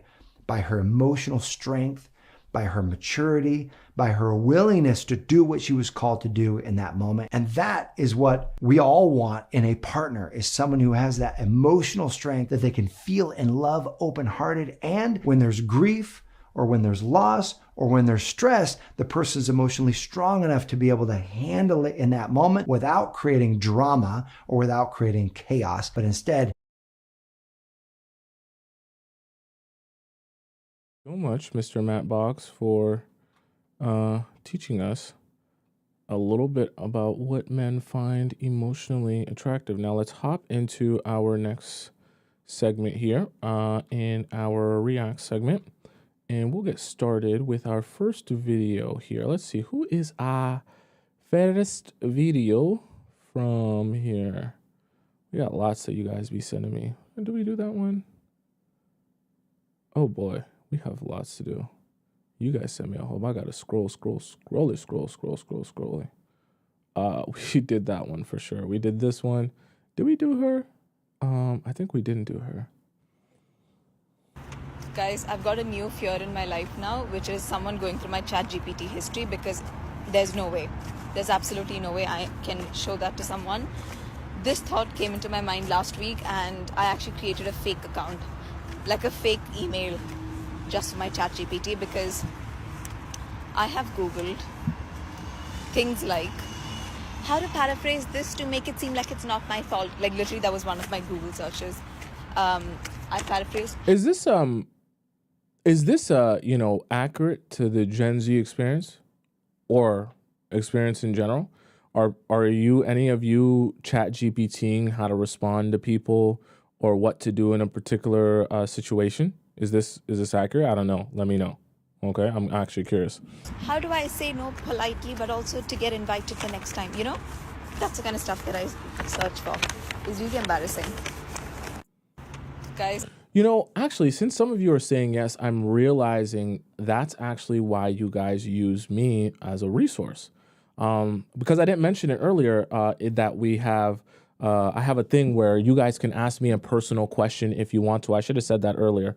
Please, by the way, after this segment, we're going to hop into our Discord segment where we do questions from you guys about your relationships and your situationships. You can put your question in the Discord if you know how to do that. Do it now. It's available in the link in my bio on TikTok or link in my description. Just throw it into our relationship advice section. Also, though, very important, if you guys have a personal relationship advice question for me that you really want my answer and opinion on, like in a really detailed, specifically tailored for you version, go to the link in my bio or the link in my description, click where it says private relationship advice, and click that. You can submit to me a text question and I answer it with I'm obviously a real person. I'm not ChatGPT. So I can't surf the whole internet and use all experiences from things online, but I use my real human experience. And I give you a response on and advice on what I think would be best for you to do in that situation based on my understanding of men and how they think and how they respond to things. So you can do that through the personal relationship advice link in my bio on TikTok or the link in my description on YouTube and ask me a question there. I obviously get to all of those because when you go through the link, then I know it's for real, for real, for real, for real. Okay. All right, let's go on to our next one. Marry the wrong person, every day is Halloween. Marry a lazy person, every day is Labor Day. Marry a rich person, every day is New Year's Day. Marry a loving person, every day is Christmas Day. Marry a generous person, every day is Thanksgiving's Day. Marry an immature person, every day would seem like Children's Day. Marry a cheater or a liar, every day will become April Fool's Day. If you marry the right person, every day is Valentine's Day. If you don't get married, every day is Independence Day. On good days or bad days, you get what you choose. So please choose wisely. This is kind of a side note. I always be wondering when I see people do stuff for like, oh, happy, it's National Girlfriend Day. Let's do this thing for National Girlfriend Day. I always wonder to myself, well, isn't every day a day where you're supposed to treat your girlfriend amazing, right? Like it's not supposed to be on one particular day, but it's just me. What do I know? Okay. By the way, I see a lot of you guys asking me what I use on my lips. It's Aquaphor, okay? And it's specifically the tube version. I don't like the chapstick version, okay? It's the tube version because this squeezes out the liquid. Okay, let's see this. And I know a ton of them will say that, but they're just trying to gaslight you and justify their behavior that is oftentimes overly sexual and superficial and very much emotionally avoidant. And I want to let you know that if men were actually visual, they would have beautiful homes and be much more fashionable, but they're not. Women are. There is a part of the brain called the hippocampus, and what that part of the brain does, it's all about memory, long-term memory. Men use it for directions. Women use it to remember colors and details. That's why men are chasers and women are choosers. No, so like when you were growing up and your mom was like, please clean your room. She was asking that because it actually really disturbed her. My mother could not cook in the kitchen before it was cleaned because it was that disturbing. Women feel good around beautiful things. Men are looking and need directions to actually get their goal, right? They are hunters. So what does this mean in real life as it pertains to dating? It means that oftentimes when men approach you, they are hunting you. And so many women are like... Sorry, I just want to point something out and ask you guys a question while it popped into my brain. Do you guys enjoy more... when I post videos on my main YouTube page, I've tried it using like a rain sound in the background. Do you guys like it when there's just no sound in the background? I'm talking about my edited videos. Or would you rather have a rain sound in the background? Does that set the mood and set the ambiance? Just let me know in the chat. No sound, or do you like the rain sound better? Which one is better? Because there's been a bit of a debate there, and I just want to kind of get a sense of which one is better for you guys. Like wanting to be approached and think that that's like a badge of honor. Please understand that hunters, just like in the National Geographic, they hunt the actual weakest prey, the prey that is unhealed. That's why I tell you, don't ever give the guy the time of day if he's approaching you in real life.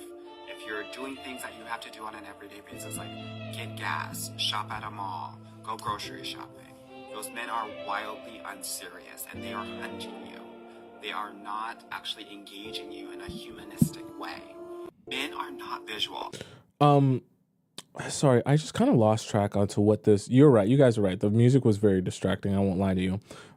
You guys see a lot of you guys saying that you guys don't like sound, so I'll keep that in mind. I tried the rain one time, but clearly it was very divisive. So I just kind of wanted to see real quick how you guys feel about that. But I'll make sure just keep it no sound. Clearly you guys just like the information, and just me, hey, makes my life very easy. Okay. Healed. That's why I tell you, don't ever give the guy the time of day if he's approaching you in real life. If you're doing things that you have to do on an everyday basis, like get gas, shop at a mall, go grocery shopping, those men are wildly unserious and they are hunting you. Okay. You know, I don't mind, you know, Anwar, but I did that. I don't know about, I don't know about that. Okay, you guys should, okay, if you don't know, if you're new here, I'm like the biggest, my fight is the fight against allowing dating apps and Facebook Marketplace. If you guys know, you know, and all these other cyber online digital ways of e-meeting to control our abilities to build happy and healthy relationships. Okay. I'm going to, till I die, I will be fighting against that. All right. And I will be constantly trying to build ways and encourage you to find your life partner in ways that is not on a dating app and not online, okay? At least not in the sense of meeting someone first. I want you to spend as much time in real life meeting people for real, judging their character when you're actually able to see what their energy is, and then going after that, being able to message them and keep in contact with them as a tool for the fact that you like this person, and when you saw this person, now you realize you want to keep in contact with this person, not the other way around. Okay, so that's going to be my fight to the day I die. I can assure you guys of that. So I don't subscribe to the idea that you should be avoiding or not interested in men who will approach you at a grocery store or at a gas station or whatever. I actually think, on the contrary to unserious, I think those are the most courageous men. And if a man is willing to come up to you that they don't know you and they're a stranger and they want to strike a conversation with you and try and get your number, to me, that means his level of interest in you, or at least his level of intentionality, is high enough that he will take steps, even if those steps make him a little bit uncomfortable or give him a little bit of anxiety. Because believe it or not, men approaching women, they get a little bit of anxiety as well, because they don't know if they're going to be rejected. They don't know what you're going to say or how it's going to come about. But if he takes that leap of faith and he ends up getting something from it, right? What do you think is going to happen in your relationship when you're needing him to continue pursuing you, right? He's going to be able to have the level of intentionality and courage to be able to pursue you and reach out to you instead of just wanting to hide behind, a dating app.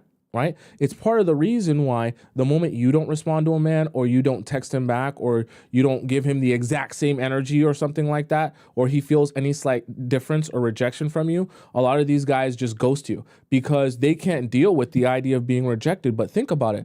If most of these men nowadays are spending their time on dating apps, when are they ever facing rejection? Never. Because they don't even have to go up to women and talk to them and actually get rejected by them. The only women they end up talking to and messaging on the dating apps are the women who already like them. They don't even get to see the women who are rejecting them. So it doesn't even process in their mind. So imagine how much more afraid and scared of rejection those type of men will be, as opposed to someone who's willing to come up to you at the gas station or at the grocery store. Okay, that's just my own way of thinking. You can't make people do right by you, but you can decide how often you let them do you wrong. And you keep letting them do you wrong. You feel horrible. You are never secure, you're never happy, and you continue to choose it because you're too afraid to take that move. And let me tell you something. If you're afraid you just can't get another dude, because I know the market's tight, I get that part. But if you're afraid you'll never get another dude, isn't it better to be happy and whole and feel good about yourself by yourself than it is to feel low and degraded and unloved with another dude? You do not need a man to define you. A man should be an option, not a definition. You with? So here's the great thing about what she just said. Well, the great thing, but also the part that could stump you if you're not there yet, is that if you're not in a position where you even know what happiness is for you, unless you have a relationship with a guy, then this can be quite confusing to you. Because when someone says, okay, you should be able to have other things outside of your relationship, if you don't already have that in your life, you'll start thinking to yourself, what is there other than my relationship? Like, what else is supposed to bring me happiness? What else am I supposed to think about? What else am I supposed to care about? And I know, obviously, in this show, we talk about relationships, but it's not to talk about relationships to just have that be the only thing you care about. It's to talk about relationships to understand how they work, how you can get what you want out of relationships, but then also how to master your investment in a relationship versus your investment in yourself. So it's kind of like a very paradoxical show, because as you learn how to have better relationships, you actually have to learn how to have a better relationship with yourself. So it's kind of like the little cookie. What's the word I'm looking for? It's the little Easter egg when you hop into the Players Club. Right, you want princess treatment, but do you act like a princess? No, you act like a pirate, goddammit. You cuss more than a sailor. You drink more than a pirate. What is princess about you?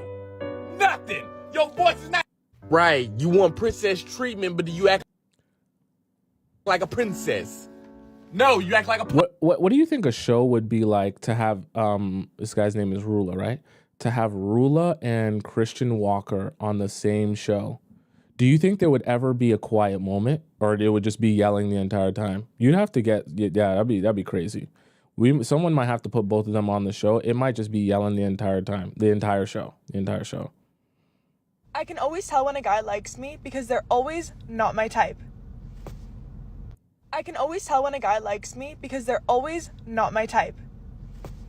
That's actually exactly what we just talked about, that most of you are attractive women, except for a few, and you guys don't have problems attracting men. The problem is the type of guys you attract you don't like, because when you don't like them, that's when you do all the attractive things that make you more attractive. But when you do like a guy, that's when you do all the things that make you unattractive to men, that make them pull away from you, that make them avoid you, which is the irony. But if we learn that, we can get better on that, okay?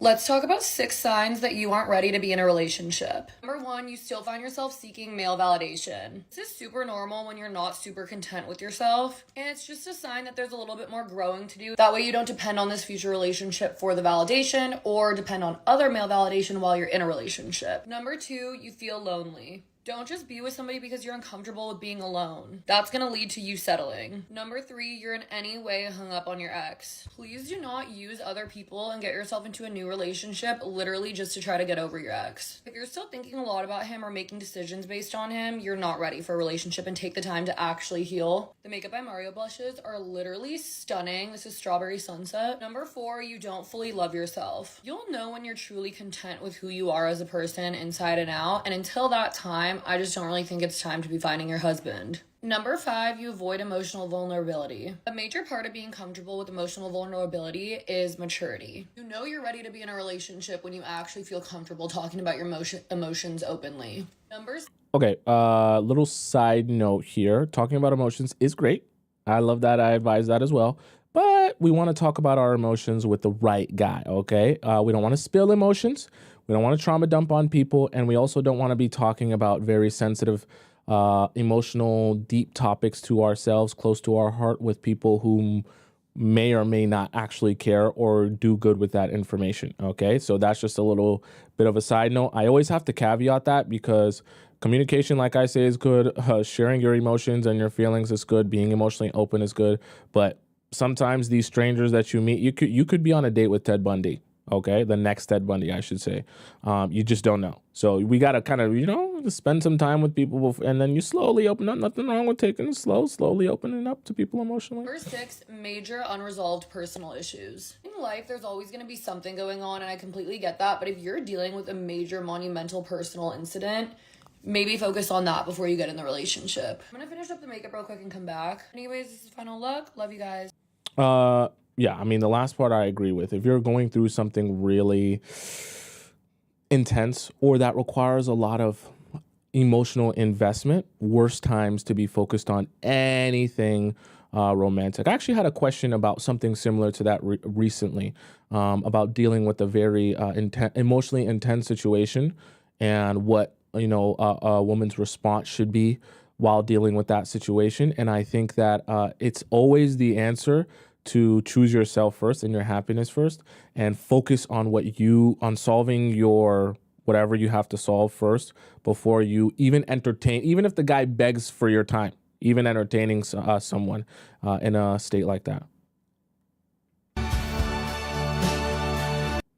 What is this? Just saw a post saying, little does he know, he made me a better woman for someone else. Wow, that has put everything into perspective.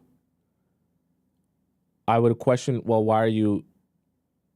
Oh, sorry, I thought you meant his post, like you saw it on his profile. Don't do that. Don't be a Build-A-Bear woman. Okay, we don't want that for you. Seem selfish. Of all the attachment styles, here's why avoidantly attached people seem selfish. Of all the attachment styles, people who are avoidant are most focused on themselves. This is because they grew up in a home with parent figures who didn't attune to their emotions. For them, being distant and hyper-independent feels the most safe. In relationships, they really struggle to be vulnerable. They avoid conflict, and sometimes they can become so overwhelmed with other people's needs that they actually just stop trying to meet them. Their primitive instinct is to focus on themselves, on what they need to do, on where they need to get in life. And often their partner comes somewhere after that. This can look like they're extremely selfish, but really the root cause of this behavior is their own fear and their inability to understand the needs of anyone else. Here's why avoidantly attached people seem selfish. Yeah, I think that this is accurate. It is also, honestly, could be some of you, right? This is in a way me. Not totally in every aspect. You don't have to be in a cookie cutter or fit into one particular bowl all the way. But there are definitely some aspects of my personality that are in here, right? I can seem very selfish in ways because I'm an avoidant, and I tend to just gear towards figuring out my own needs instead of, fooling too much around with other people, even those that I should care about their needs as well, in a weird way. Okay, it's very complicated, right? It's not very straightforward, but that definitely parts of this are in my personality, which is why we had this show today. Okay. Oh, you want to know an absolutely disgusting secret about men that they definitely do not want you to know? And this is an absolutely foolproof method as usual, so please pay attention and don't tell anybody that I told you. When a woman breaks up with a man, odds are it's probably because something has built up for a long period of time. She wanted to break up with him probably 6 months before that, but said that she would kind of just keep surviving in the relationship. And then from there, she kind of just decided to tough it out until one day she finally reached her final breaking point and decided to end the relationship. And you know what? She's going to stick with it. Why? Because when women say they're breaking up with somebody, they mean it. The secret about men is when they do it, 9 times out of 10, it is probably an impulsive decision on his part. Either he was not feeling heard after a fight, or he feels like you're not going to change. So in the moment, the only way he knows how to fix that is to what? Call for the breakup. But I'm telling you right now with 100% certainty that if you just accept the breakup, better yourself, have your post-breakup glow up, he will come crawling back 9 times out of 10. Okay? That is a secret no man wants you to know because they want you to think they mean it. I've been this guy before, by the way. That's how I know.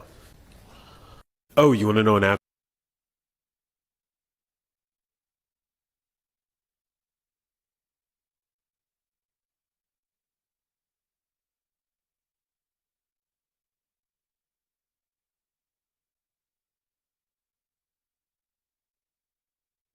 I should have said, I won't say he's wrong. Sorry for being muted. I know you guys hate that. I won't say he's wrong. I like some of the stuff that he says. So the reason I say that this is accurate because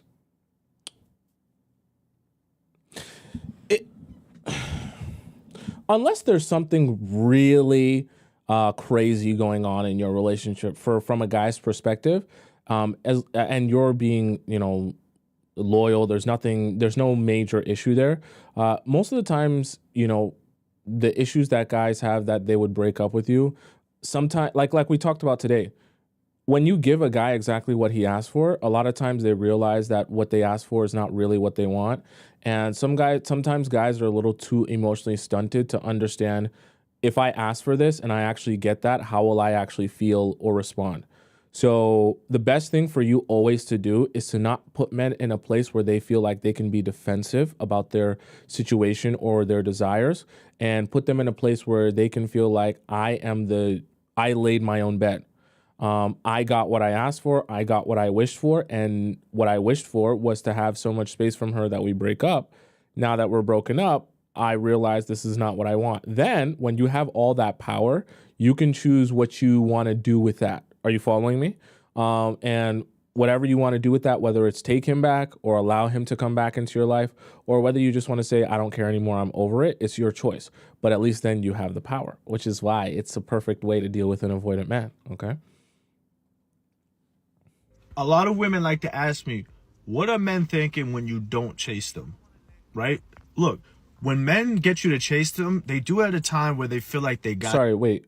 The videos about what are men thinking when you don't chase them. Okay, 2024. I guess the chasing guys is a regular thing now. Where you're attached, where you really like them. So they're basically crushing your ego, right? Which makes you overthink and all that. And 99% of girls or 90% of girls who have no experience, it's exactly what's going to happen. But if, because of me, I'm helping you, it's going to change. The percentages are going to change. It's going to force men to change, right? Look, when you don't chase them, it does the opposite. It crushes his ego. It gives you the power, because now he starts to question himself. He starts to feel insecure. He starts to think, does she have another guy? Maybe she's fucking another guy. Maybe I didn't have it like that. Maybe I'm not good enough, right? And what that does is that curiosity is what gives you the power. And then what actually makes him start to become more attached to you, because he's constantly thinking about you. The other thing I want you guys to think about too, when we're doing this, and we're doing the process of not chasing and letting those guys pursue you. Some of you might think to yourself, but if I don't say yes to things, if I don't allow him to do things with me or show him a whole bunch of interest, then another girl will come into his life and show him that, and then he'll go off and be with that girl. Well, here's the thing about that. Cool. If that guy wants to be with someone or else who will show him a whole bunch of interest and he doesn't want to pursue, then let him go mess up that girl's life. Number one. Number two, that you need to realize is you will always be in a position of leverage as a woman. Meaning, no matter what the guys want to say, we're red pill, high five, oh yeah, we're men, we don't need women, F the women, society is way better with all of us men just being men, beat our gorilla chest bump each other, high five each other, scream like men, hairy armpits, all that good stuff. And it's cool for a while. And maybe it can make them excited and happy to do that for a couple of days.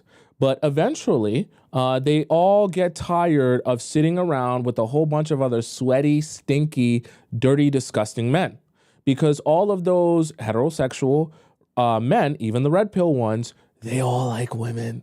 And they're all attracted to feminine, sweet, nice, hygienic, good-smelling, attractive, big booty women.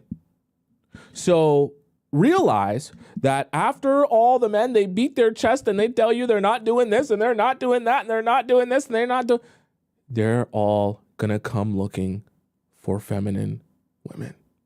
They ain't gonna be in a relationship with all the masculine men that they're high-fiving and telling, oh, we don't need the women and we don't need this and we don't need all that. So recognize that you will always have leverage.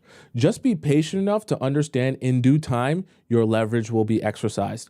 And sometimes you just have to wait it out, realizing that the men, they have to do their high-fiving and thinking that they don't need women to understand. Eventually, we have to come to a realization here, because even the men that high-five each other, they realize, I don't want to be with these men. And if we're just going to be in a room and it's just all of these men, I don't want that. That doesn't make me happy. That doesn't make me feel fulfilled. I want a woman in my life. So then when they come looking, now who has the power?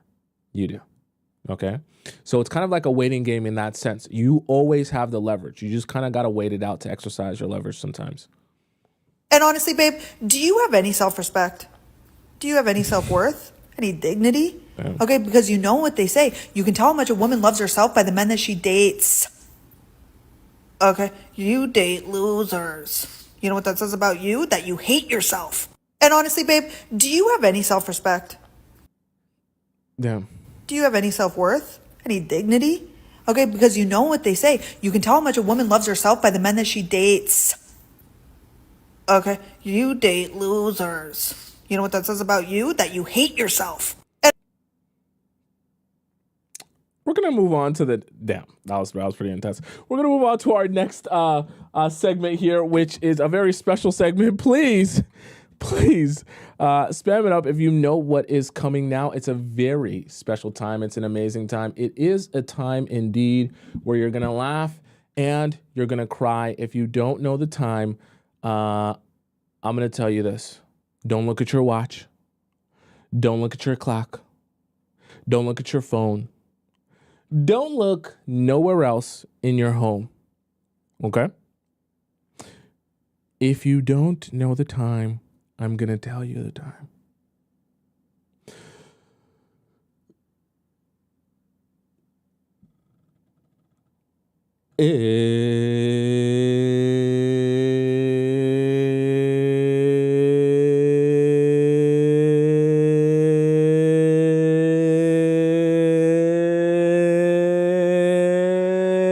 It's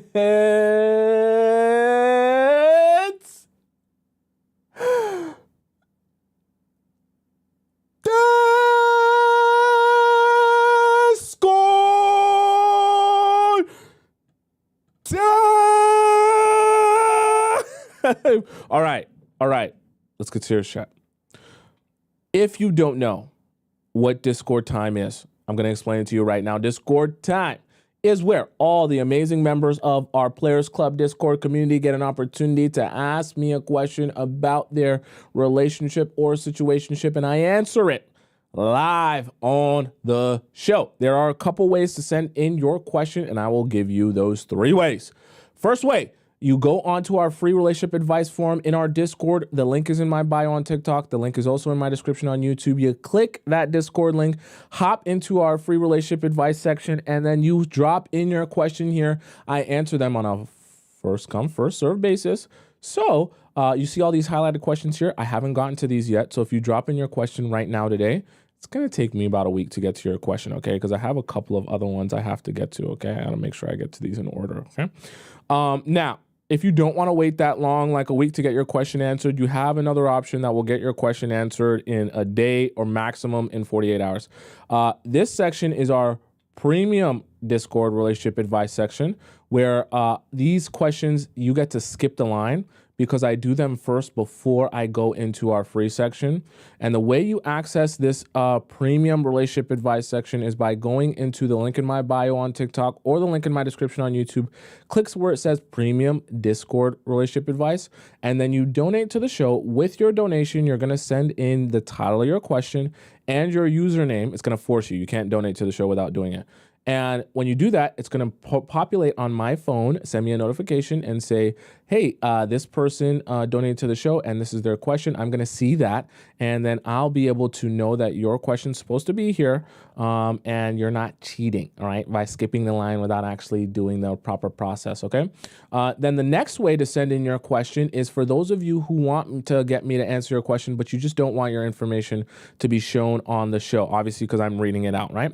So there's a private relationship question link. This is in my Discord. It's also in the link in my bio on TikTok or the link in my description on YouTube.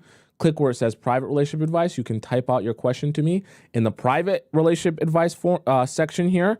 That link, it only gets sent directly to me. I'm the only one that reads it. I send you back a voice message and it gets sent to your email that you send in your question with, okay? So that's for those of you who want just a private response from me. It's kind of like a version of a one-on-one advice, but it just, instead of it happening, you know, in like a video chat, I just send it back, you know, when I can. It only takes me about a maximum of 7 days to send in you back a question. The only reason it might take me longer is because of recently we've had a lot of questions. A lot of you guys love asking these questions, but I'm doing my best now to keep on top of them now that I know you guys love the private relationship advice, okay?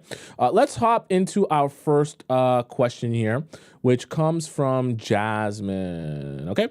My husband of 5 years is getting really out of shape and it's causing me to lose physical attraction. This really feels like a Reddit story, okay? So we in deep in here, okay? I am 24 and my husband is 25. He's out of shape at 25? Oh, wow. Okay.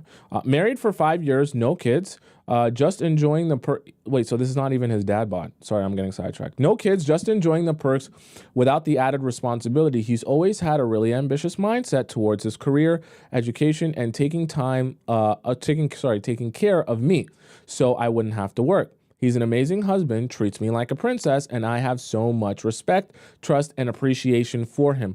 However, he's become more immersed in his career goals. He's allowed his physique to slide, and now is getting a bit of a dad bod without even being a dad. Okay.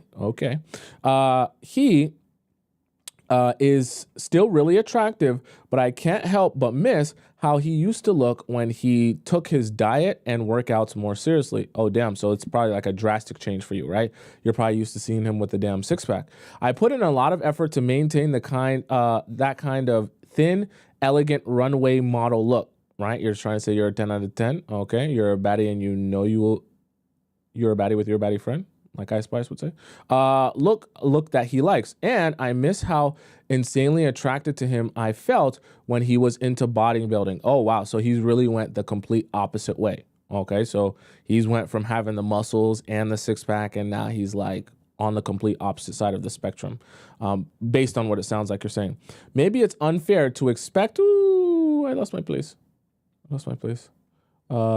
Maybe it's unfair to expect that since he's very busy, but I think it would make him happier and more confident too. I mean, of course, looking better, you look good, you feel good, you play good, they pay good. That's how Deion Sanders said it. He avoids photos. Oh, damn, it's that bad? He avoids photos because he doesn't like how he looks. It's that bad? Okay, now we're in the deep end. It sounds like he's gained over like 50 pounds. Okay, he's avoiding photos. I don't know how to handle this. The food thing is difficult. I've tried to meal prep for us, but after we got married, he's obsessed with cooking me food and making me these extravagant dinners at home with premium ingredients. That's okay. I'm not saying that's a bad thing, but this is okay, so he's working more and then he's coming home and then he wants to cook you an extravagant meal. All right. Wine, everything. He doesn't like being confined. So like he just likes to spend his money on however he wants to spend it. He doesn't. But why not even, I was thinking you were going to say eating out. Okay. To plan meals and goes to the farmer's market every few days to take inspiration from ingredients. Oh, so he cooking up a storm. I love that he wants to do this for me, but as I don't eat throughout the day, but wait. Oh, you said, but as it is, I don't eat throughout the day, so I can have these dinners and still maintain my figure. Oh, damn. So, how much, what are you guys eating for dinner? I'm confused. Are you guys eating crumble cookie for dinner? You guys know crumble cookie be having damn near 1,000 calories cookie. What are you guys eating for dinner that you have to like literally not eat fast the entire day just so you can actually stay in shape and still eat the dinner that he makes? Because like, he's still making it at home. How much extra ingredients and butter and fat and cream can he add to make it that unhealthy in one meal? That's kind of almost like, is he frying everything? Is he dumping oil on everything? That's insane, okay? So I'm not surprised he's gaining fat. He's 6'4", works out occasionally, but it's definitely catching up to him. He also refuses to eat well when I'm not there.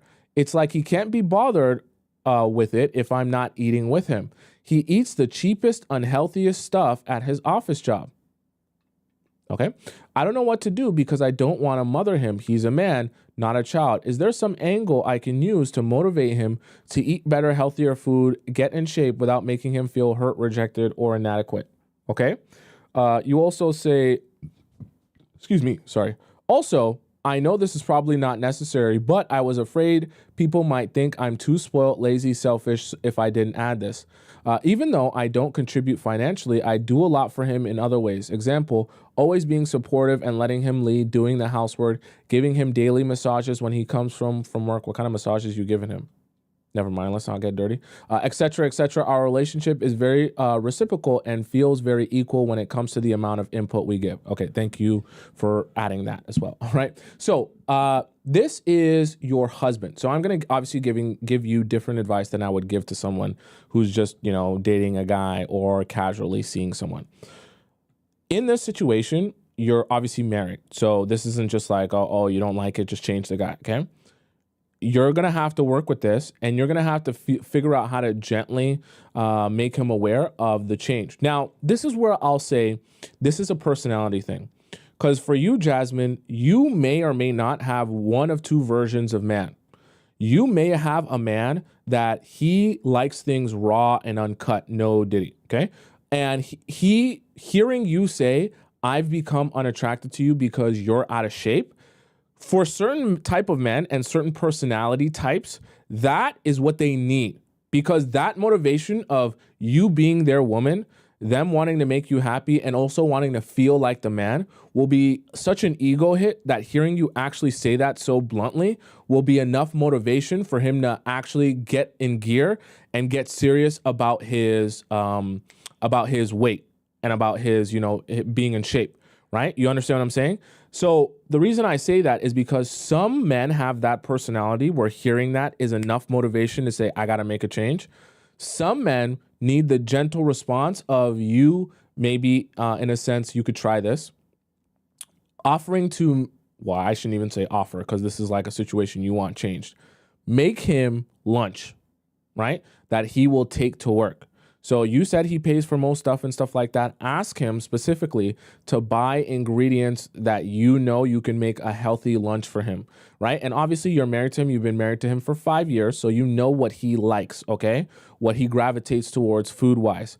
Then you can pack his lunch or make his lunch that is a healthier type of lunch. Sometimes when it comes to these situations where guys are going to work and he's just eating whatever is available to him, it could also be a function of convenience.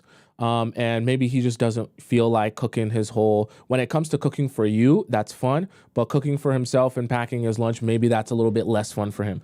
And if you just go about it by going and preparing the lunch that he's going to take for him, it's going to feel more like, oh, I just wanted to do this thing for you and show you my appreciation.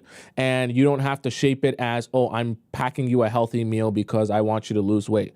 You can shape it as, oh, I just love packing you this meal and it makes me feel so good about our relationship and it makes me feel more like a wife and I love to serve you. You add the sauce onto it, right, to build up his ego. This is why I say depending on which personality he has, one or the other way of doing it might work better. So this is where you kind of have to come in, Jasmine, and ask and answer for yourself based on what you know about him and his personality. Which one do you think he would respond to better? The sitting down and just telling him straight up, like, now obviously you don't do this in front of his friends. You don't do this, at a time where he's doing something else. This would be a sit down and be serious. Like, look, I'm going to tell you straight up, I love you, but you're getting out of shape and it's affecting my attraction to you. And I don't want to be in a position where I'm, feeling less attracted to you, especially because I used to admire you so much and you can, you kind of sandwich it, still make him feel good. I used to admire you so much when you were doing this and doing that and doing this, right? Some men, when they hear it straight like that, they need that cold water and it gets them, actually realizing they need to make a change, right?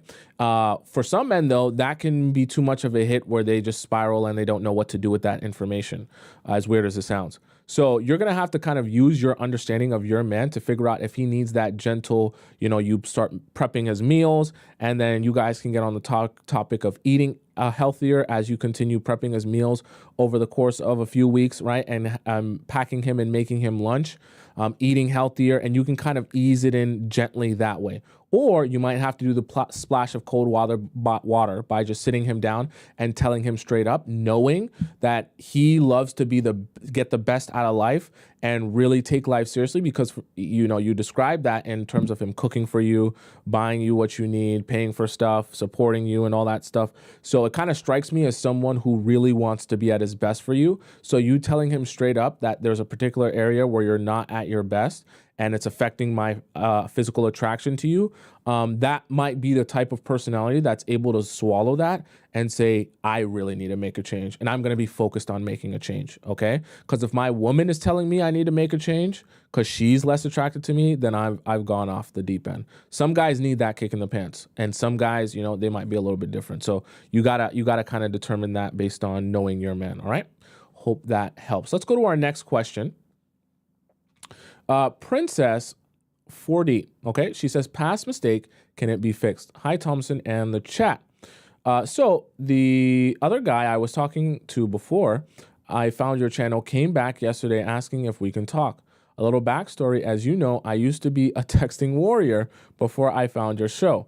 Now I have a whole array of hobbies and feel so much more fulfilled. So thank you for that. Anyway, the situation is this. A few months ago, I blocked him because he went a day without texting me. And it triggered me. Okay, a day. Okay. My ex used to go days without texting. My ex was an avoidant like me. Okay. Making me anxious. LOL. And it always made me feel unimportant. Back then, I cared a lot about consistent texting, but now I don't. I only care if they are scheduling dates like you suggest. A few weeks ago, I unblocked the guy I'm talking about now. Why? Without reaching out on my end. I guess he missed me because yesterday he checked to see if he was still blocked and messaged me with, hey, then quickly sent another text asking if we could talk. Why did you unblock him? That's my question. My question is, since the guy I blocked came back asking to talk, should I send this message when he asked why I blocked him? My goal is to stay indifferent while explaining my expectations. I responded, yeah, what's up, to his initial, can we talk? Then he asked me, am I mad at him? Here's the potential message. This is long, so I'm already going to say no to this. But no, not mad. I just really appreciate regular communication from men I date/talk to. Of course, I don't mean consistent texting. I can't meet that expectation either with everything I have going on. I'm more of an in-person or over-the-phone kind of girly anyways. If you don't feel the same, that's completely fine. Previously, I got the impression that we were not aligned, so I pulled back. No, so what we're going to do is we're going to cut all of this out, right? And we're just going to say no. I just say no. I felt we were not aligned, so that was that. I just blocked you and moved on. Okay? No. I felt we were not aligned, so I blocked you and moved on. Simple. You don't need to be nice about it. You don't need to explain it away. You don't need to tell him the 32 reasons and the 45 reasons and the 85 breakdowns and break it down like my show and do a whole lesson plan on it. No. Just tell him, I didn't feel like we were aligned. I blocked you just to move forward. Okay? If that hurts his feelings, that makes him sad, he wants to explain. Look, I just is not necessarily to explain. I just didn't feel we were aligned. Okay? And this is where I also have to ask you a question here. Why are you even... I don't want to get mad, princess, right? I don't want to get upset, but it does rub me the wrong way when sometimes you guys come into the chat and I love you all and you tell me how a guy wasn't meeting your standards or you didn't like what he was doing. So then I ask of you, if you didn't like what he was doing, you didn't like how he presented himself or you didn't like how he went about the relationship, why are you even answering his message? Okay. Fortune Cookie says it's because she wants him back.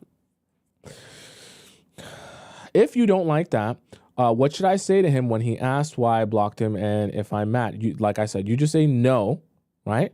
I just felt like we were not aligned, so I moved on.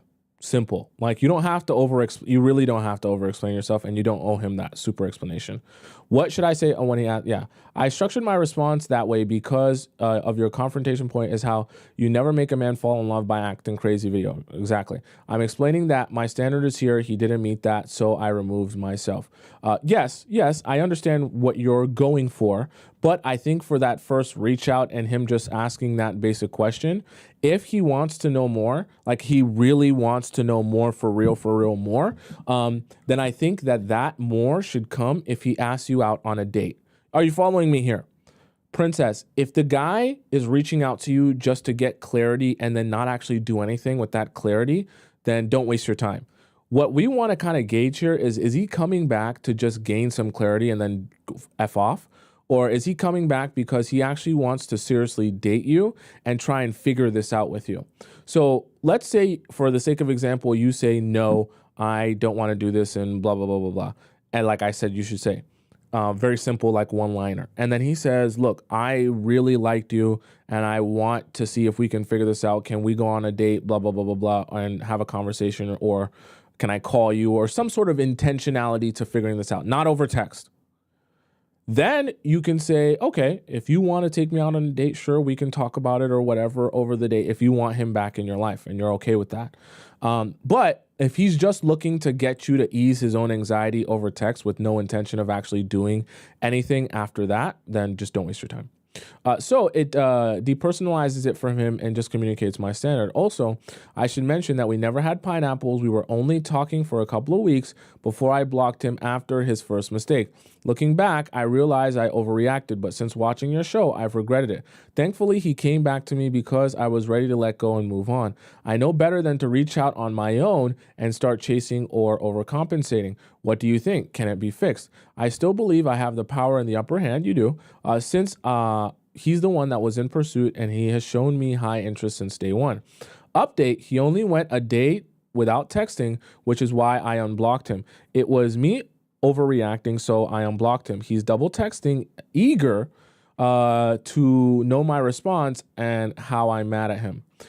But I'm waiting for you to get back, okay? Okay, so Princess, yes, what you need to do in this situation is you need to let him know simply, I just blocked you because I felt we weren't aligned and I'm moving on, right? I wanted to move on.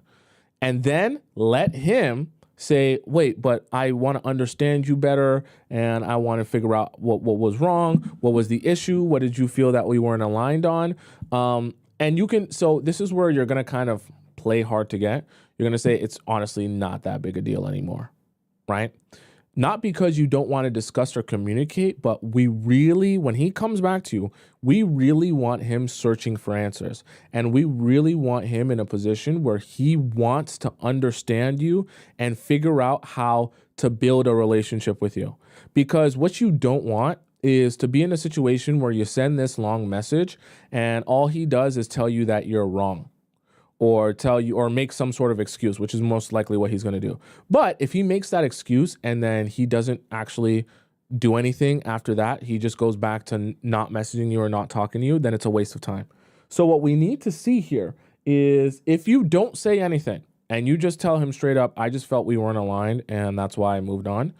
Is he willing to come to some sort of understanding or have some sort of nuanced conversation to understand what it is going on between you guys, right? So an example of that would be, can we get on the phone and talk about what was going on? Can we come to some sort of understanding? Can I take you out or can we see each other and have some coffee and talk about this?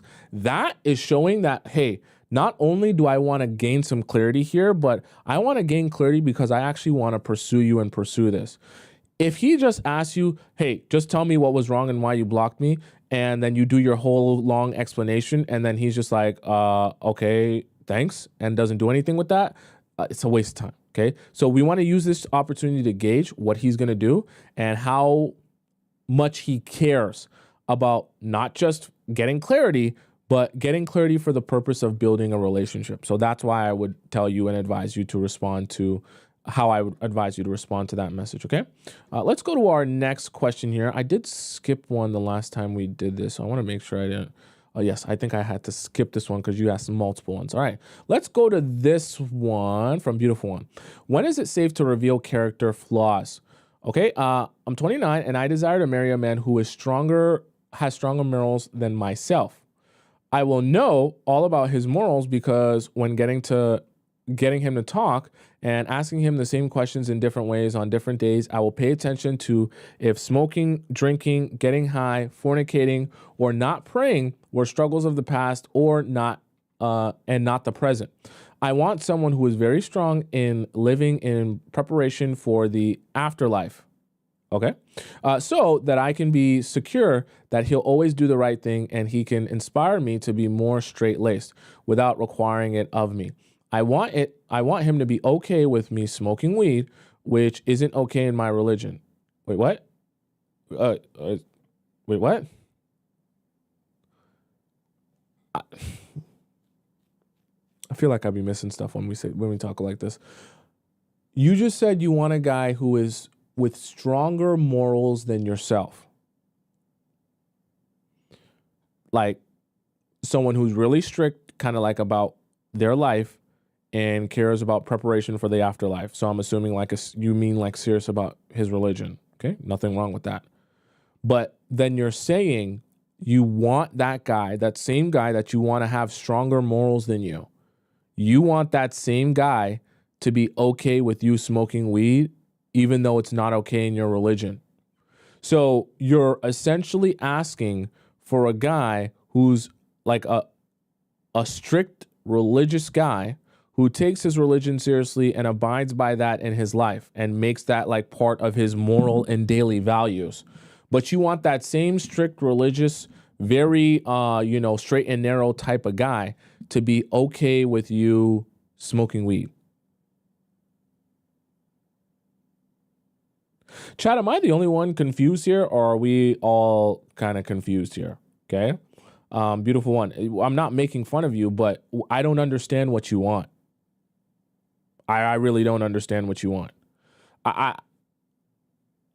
If you want a guy who will be okay, let me break this down. If you want a guy who will be okay with you smoking weed, cool. That's your own prerogative. If that's the case, though, you're specifically looking for someone who's a little bit more relaxed as it relates to being strict on the rules of your religion. That's literally what you're asking for. If that's the case, you have to deal with what that comes with. That man might also smoke himself.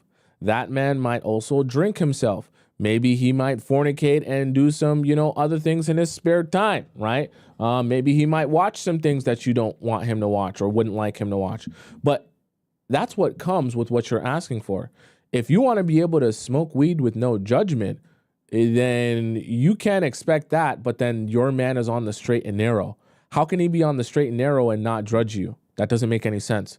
The only type of men who would not judge you are men who either have their own vices or things that they do that they want you to accept them for. So you got to pick one. Also, I don't want kids, not only because I don't want to ruin my body, but because I have zero interest in being a mother. Okay. I'm not going to tell you the difference between right and wrong, but okay.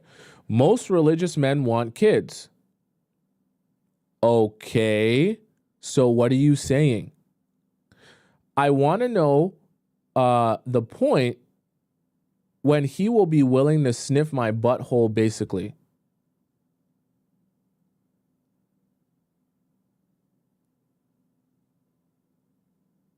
Okay. Is there a point in this whole game where it would be safer to reveal things that the average person would object to? And how can I tell when he's at that point?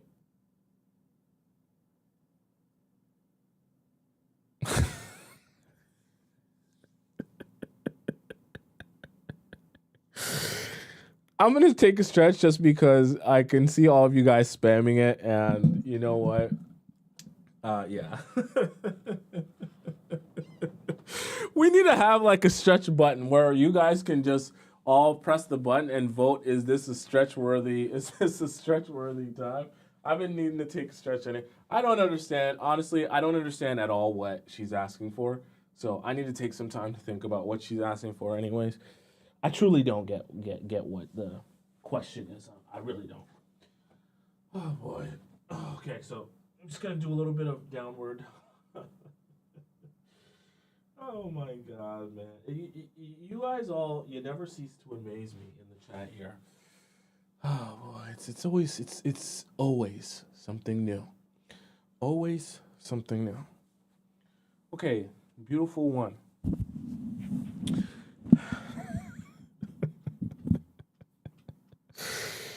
Oh boy.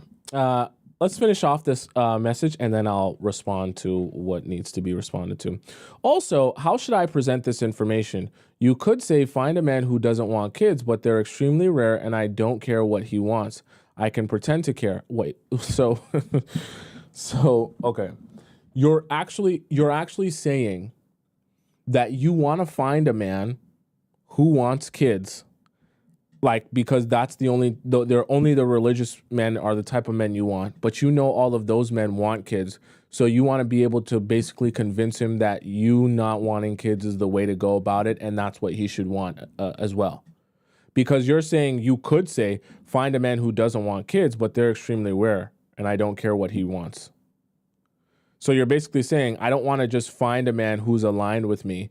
I want to go about this by finding a strict religious man who wants kids and then basically converting him into being a strict religious man who is okay with me smoking weed and can be convinced to not want kids, which is such a fundamental, I'm losing my marbles, fundamental part of a relationship is whether or not you want kids. I want him to change his mind on that and be all about what I want and never have a problem with the things that I do, but be very strict and take his life very seriously.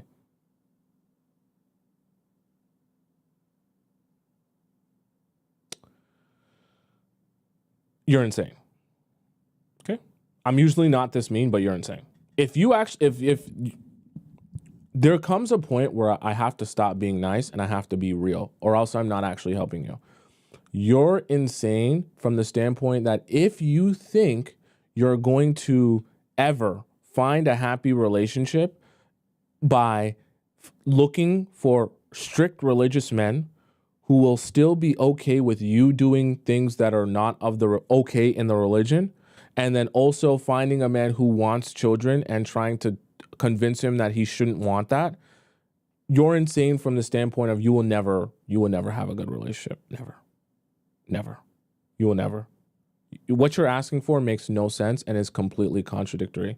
You're asking for a man to give you everything you want while also making it okay for you to do whatever you want, but having such strict morals that he'll be so straight and narrow that you'll never have to, need to correct him on anything.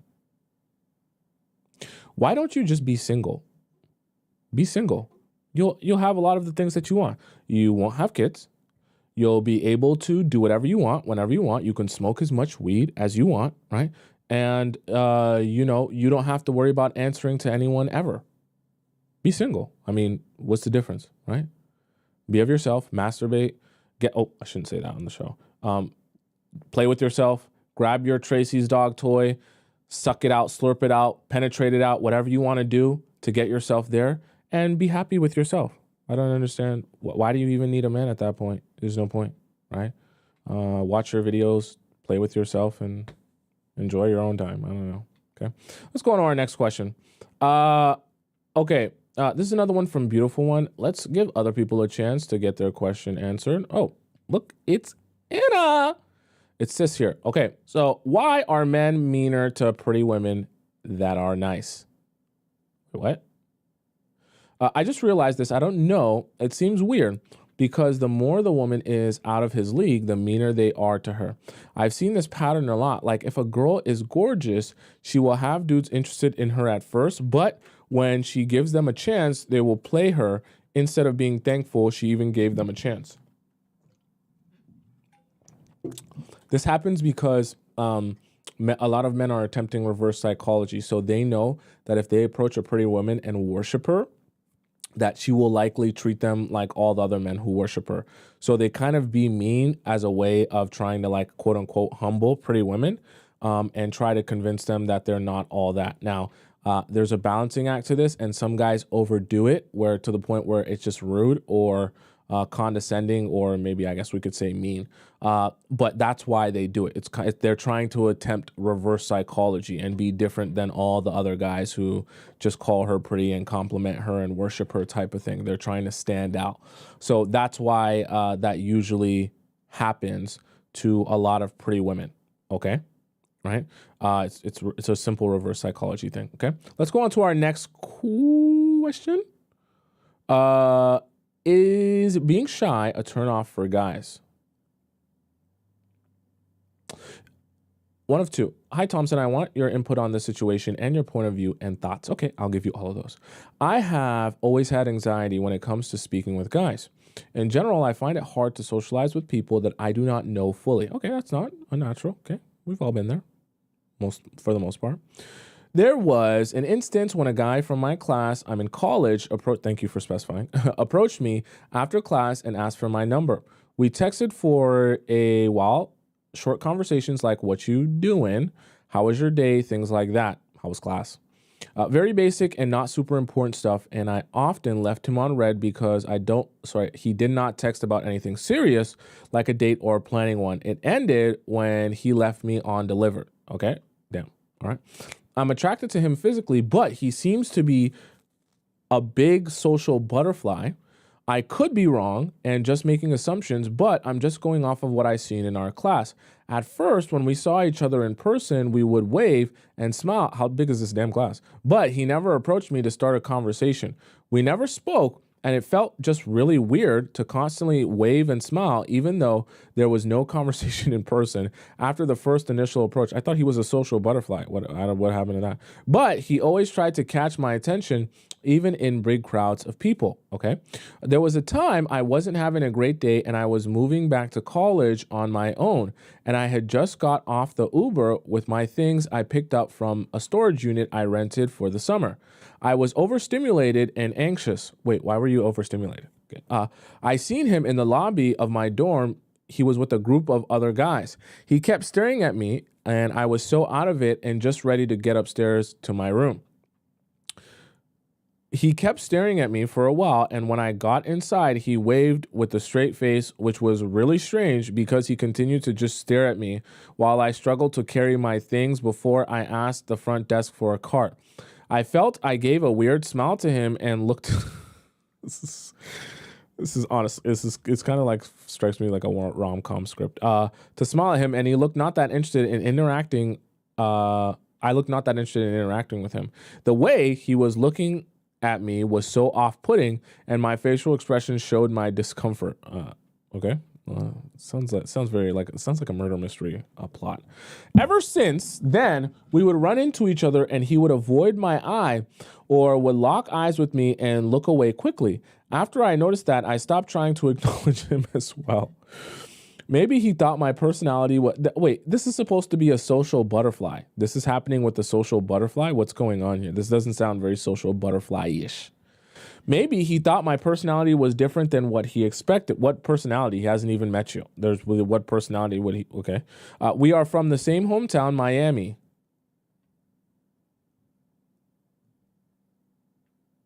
Nice. And there's a certain type of stigma about people who grew up there being super loud and the life of the party.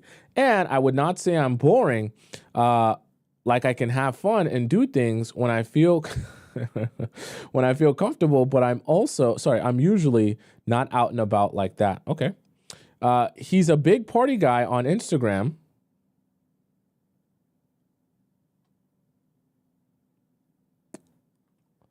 And I felt our personalities would not match. While I can be extroverted, it takes me a while to feel comfortable with someone. Even then, I'm more private. So, did my awkwardness make him lose interest?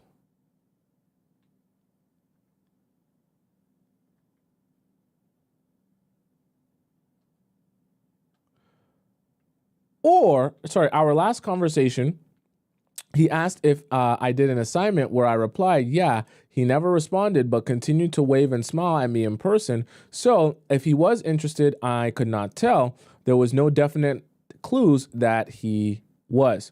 I don't really go to college events/parties because of my social anxiety. Compared to my first year, I would say I experienced the college experience fully doing most things. While he was posted up at most of them on Instagram.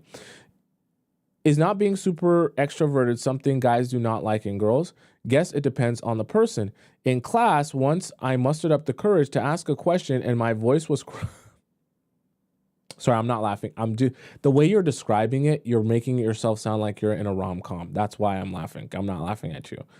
In class, I once mustered up the courage to ask a question and my voice was cracking and I sounded nervous, and I'm sure he could tell I'm a shy person.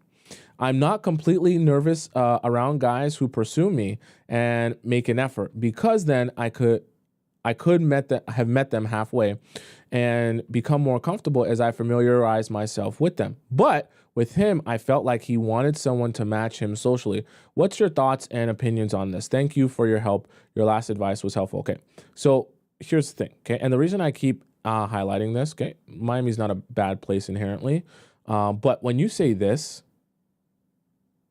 right, he's a big party guy on Instagram, and then you add Miami into it, this is what that makes me feel. It makes me feel like if he really had enough interest in you, like you are really someone that he wanted to get to know, someone who's a big party guy on Instagram and lives in Miami, at the very, like, let's talk about the absolute bare minimum, very least, like level of interest. He would at the very least, because remember, he has your number. So he knows how to contact you. At the very, very least, he would contact you over the phone and ask you to come to one of the parties he's attending. So that's why I say that, is that I know that you're kind of questioning, you know, how does he feel about me based on the fact that he kind of looks and he looks away and he looks like he wants to say something, but he hasn't. Realistically, as a big party guy in Miami, one of the many parties he went to, if he really wanted to see you that bad or have a conversation with you, he could have invited you to one of those parties at the very least. And the reason I say that is because if he hasn't even done that, right, in combination with not coming up to you, I just think for the most part, he's just really not that interested. He might like looking at you and maybe he thinks you want to say something, so he's looking at you to see if you're going to come and say something to him. But I don't think he has the level of interest that you'd be looking to for a guy to have that you would want to date, right? And especially when you add in that he's a big party guy and he's out in Miami, he's doing this, he's doing that. You guys are from Miami, sorry. And he's doing this on campus, he's having fun, he's going out. That makes me feel like if he really wanted to chat with you, he's not, you know, having so much anxiety about the aspect of chatting with you. So to answer your question plainly, being shy is not really about it being a turnoff for guys, because a shy girl is not a turnoff for men. It just doesn't work for some men who are shy themselves. So if they're shy and you're shy, then it's going to be very hard for you guys to even work in a relationship. But it doubly doesn't work for guys who don't have interest in you, because if you're shy and they don't really have interest in you, then nothing's going to happen, which is honestly what I think the situation is here. I don't think it's about him not liking shy women, because an outgoing party type of guy, it doesn't matter. If I'm outgoing, right? It doesn't matter if someone is shy or outgoing, because my outgoingness will make them feel comfortable having conversation with me. That's the whole point of being outgoing and extroverted. So if that's the case, and he actually wanted to talk to you, he wouldn't be nervous about you being shy or unattracted to you because you're shy. Because it wouldn't matter if he was good at having conversation and making you feel comfortable. So it's kind of like an oxymoron. If the thing is true that he's outgoing, it doesn't matter that you're shy. And it doesn't make you unattractive. So I say all that to say, I think what really is happening in this situation is he's just not that interested in you. And I know that's confusing, because you're wondering, why is he looking at me and staring at me and giving me all these weird looks in the hallways if he's not that interested in me? What I want you to understand is, for men, interest is like a threshold. So obviously you can have little interest, you can have medium interest, and you can have super high interest. Depending on that man's level of interest in you, he will act on it in different ways, and that will externally be represented through his actions in different ways. If he has a low level of interest, he'll do things like this, just looking at you casually, but never actually having real conversation with you. If he has medium level of interest, he'll take more action. Maybe he'll text you, he'll invite you places. If he has super high level of interest, he'll be really intentional and ask you out on dates and try to date you very seriously, right? So you kind of have to be gauging that all the time. And anytime you realize that the guy you're seeing or thinking about being with doesn't seem to be showing you a high level of interest, you might as well not even bother yourself, with that guy, because anything after, high to medium high level of interest, you're just going to be expending a lot of energy trying to get him more interested, which is going to be a waste of your time. Okay. Right. So that's really my answer to you. Okay. All right, chat. That's the show for today. I hope you guys get some value out of that. For those of you who want to ask me a question, you can go straight into our free relationship advice section and ask me a question. You can also go into our premium section and ask me a question as well. The link is in my bio on TikTok. It's also in my description if you want me to ask me a question there. For those of you who want to ask me a private question, you can go on the link in my bio on TikTok or link in my description, click the private relationship advice, and I answer my questions, all of those private questions there as well. For those of you who are wanting to follow me on Instagram, my Instagram is just Tomisin_Tub on Instagram there. And you can follow me there and see everything I'm doing on a daily and weekly basis. For those of you who are on YouTube and you want to those of you on TikTok and you want to rewatch the show because you came late and you missed some points or some things that we discussed, you can always go onto my YouTube channel, which is just my name, Tomisin Atobatele, up above my name. And you can follow me subscribe to me on YouTube and rewatch, go to the live section of my YouTube channel. You can rewatch this live and all the other live streams I've done since the beginning of time. You'll have the YouTube and the TikTok live chat embedded in the video, so you'll see all the conversation that we were all having during the show. All right. I will see you guys tomorrow. I'm here every weekday, Monday to Friday at 4 p.m. Eastern Standard Time, so you got to figure out what time that is in your time zone. And we'll be together again tomorrow at 4 p.m. EST. Until we meet again, goodbye for now. Arrivederci, au revoir, hasta la vista, sayonara, adios, ciao, salam, bon voyage! And I'll see you again tomorrow. I think I'm getting guys, I got a new computer. So no more technical difficulties, state of the art, super powerful, very current. And I think it's getting delivered to me tomorrow or the day after. So tomorrow's going to be a very special day for me because I'm going to be able to do so much more with all of the new equipment, okay? I love you guys so much. I'm so excited for this, okay? It's going to be today or tomorrow. I'll let you guys know when we come back on the show tomorrow, all right? I'll see you. Oh, join me in the Discord, too. I'll probably post it in there as well. I'll see you guys tomorrow, okay? I love you so much. We'll be together again soon. Be less than 24 hours, all right?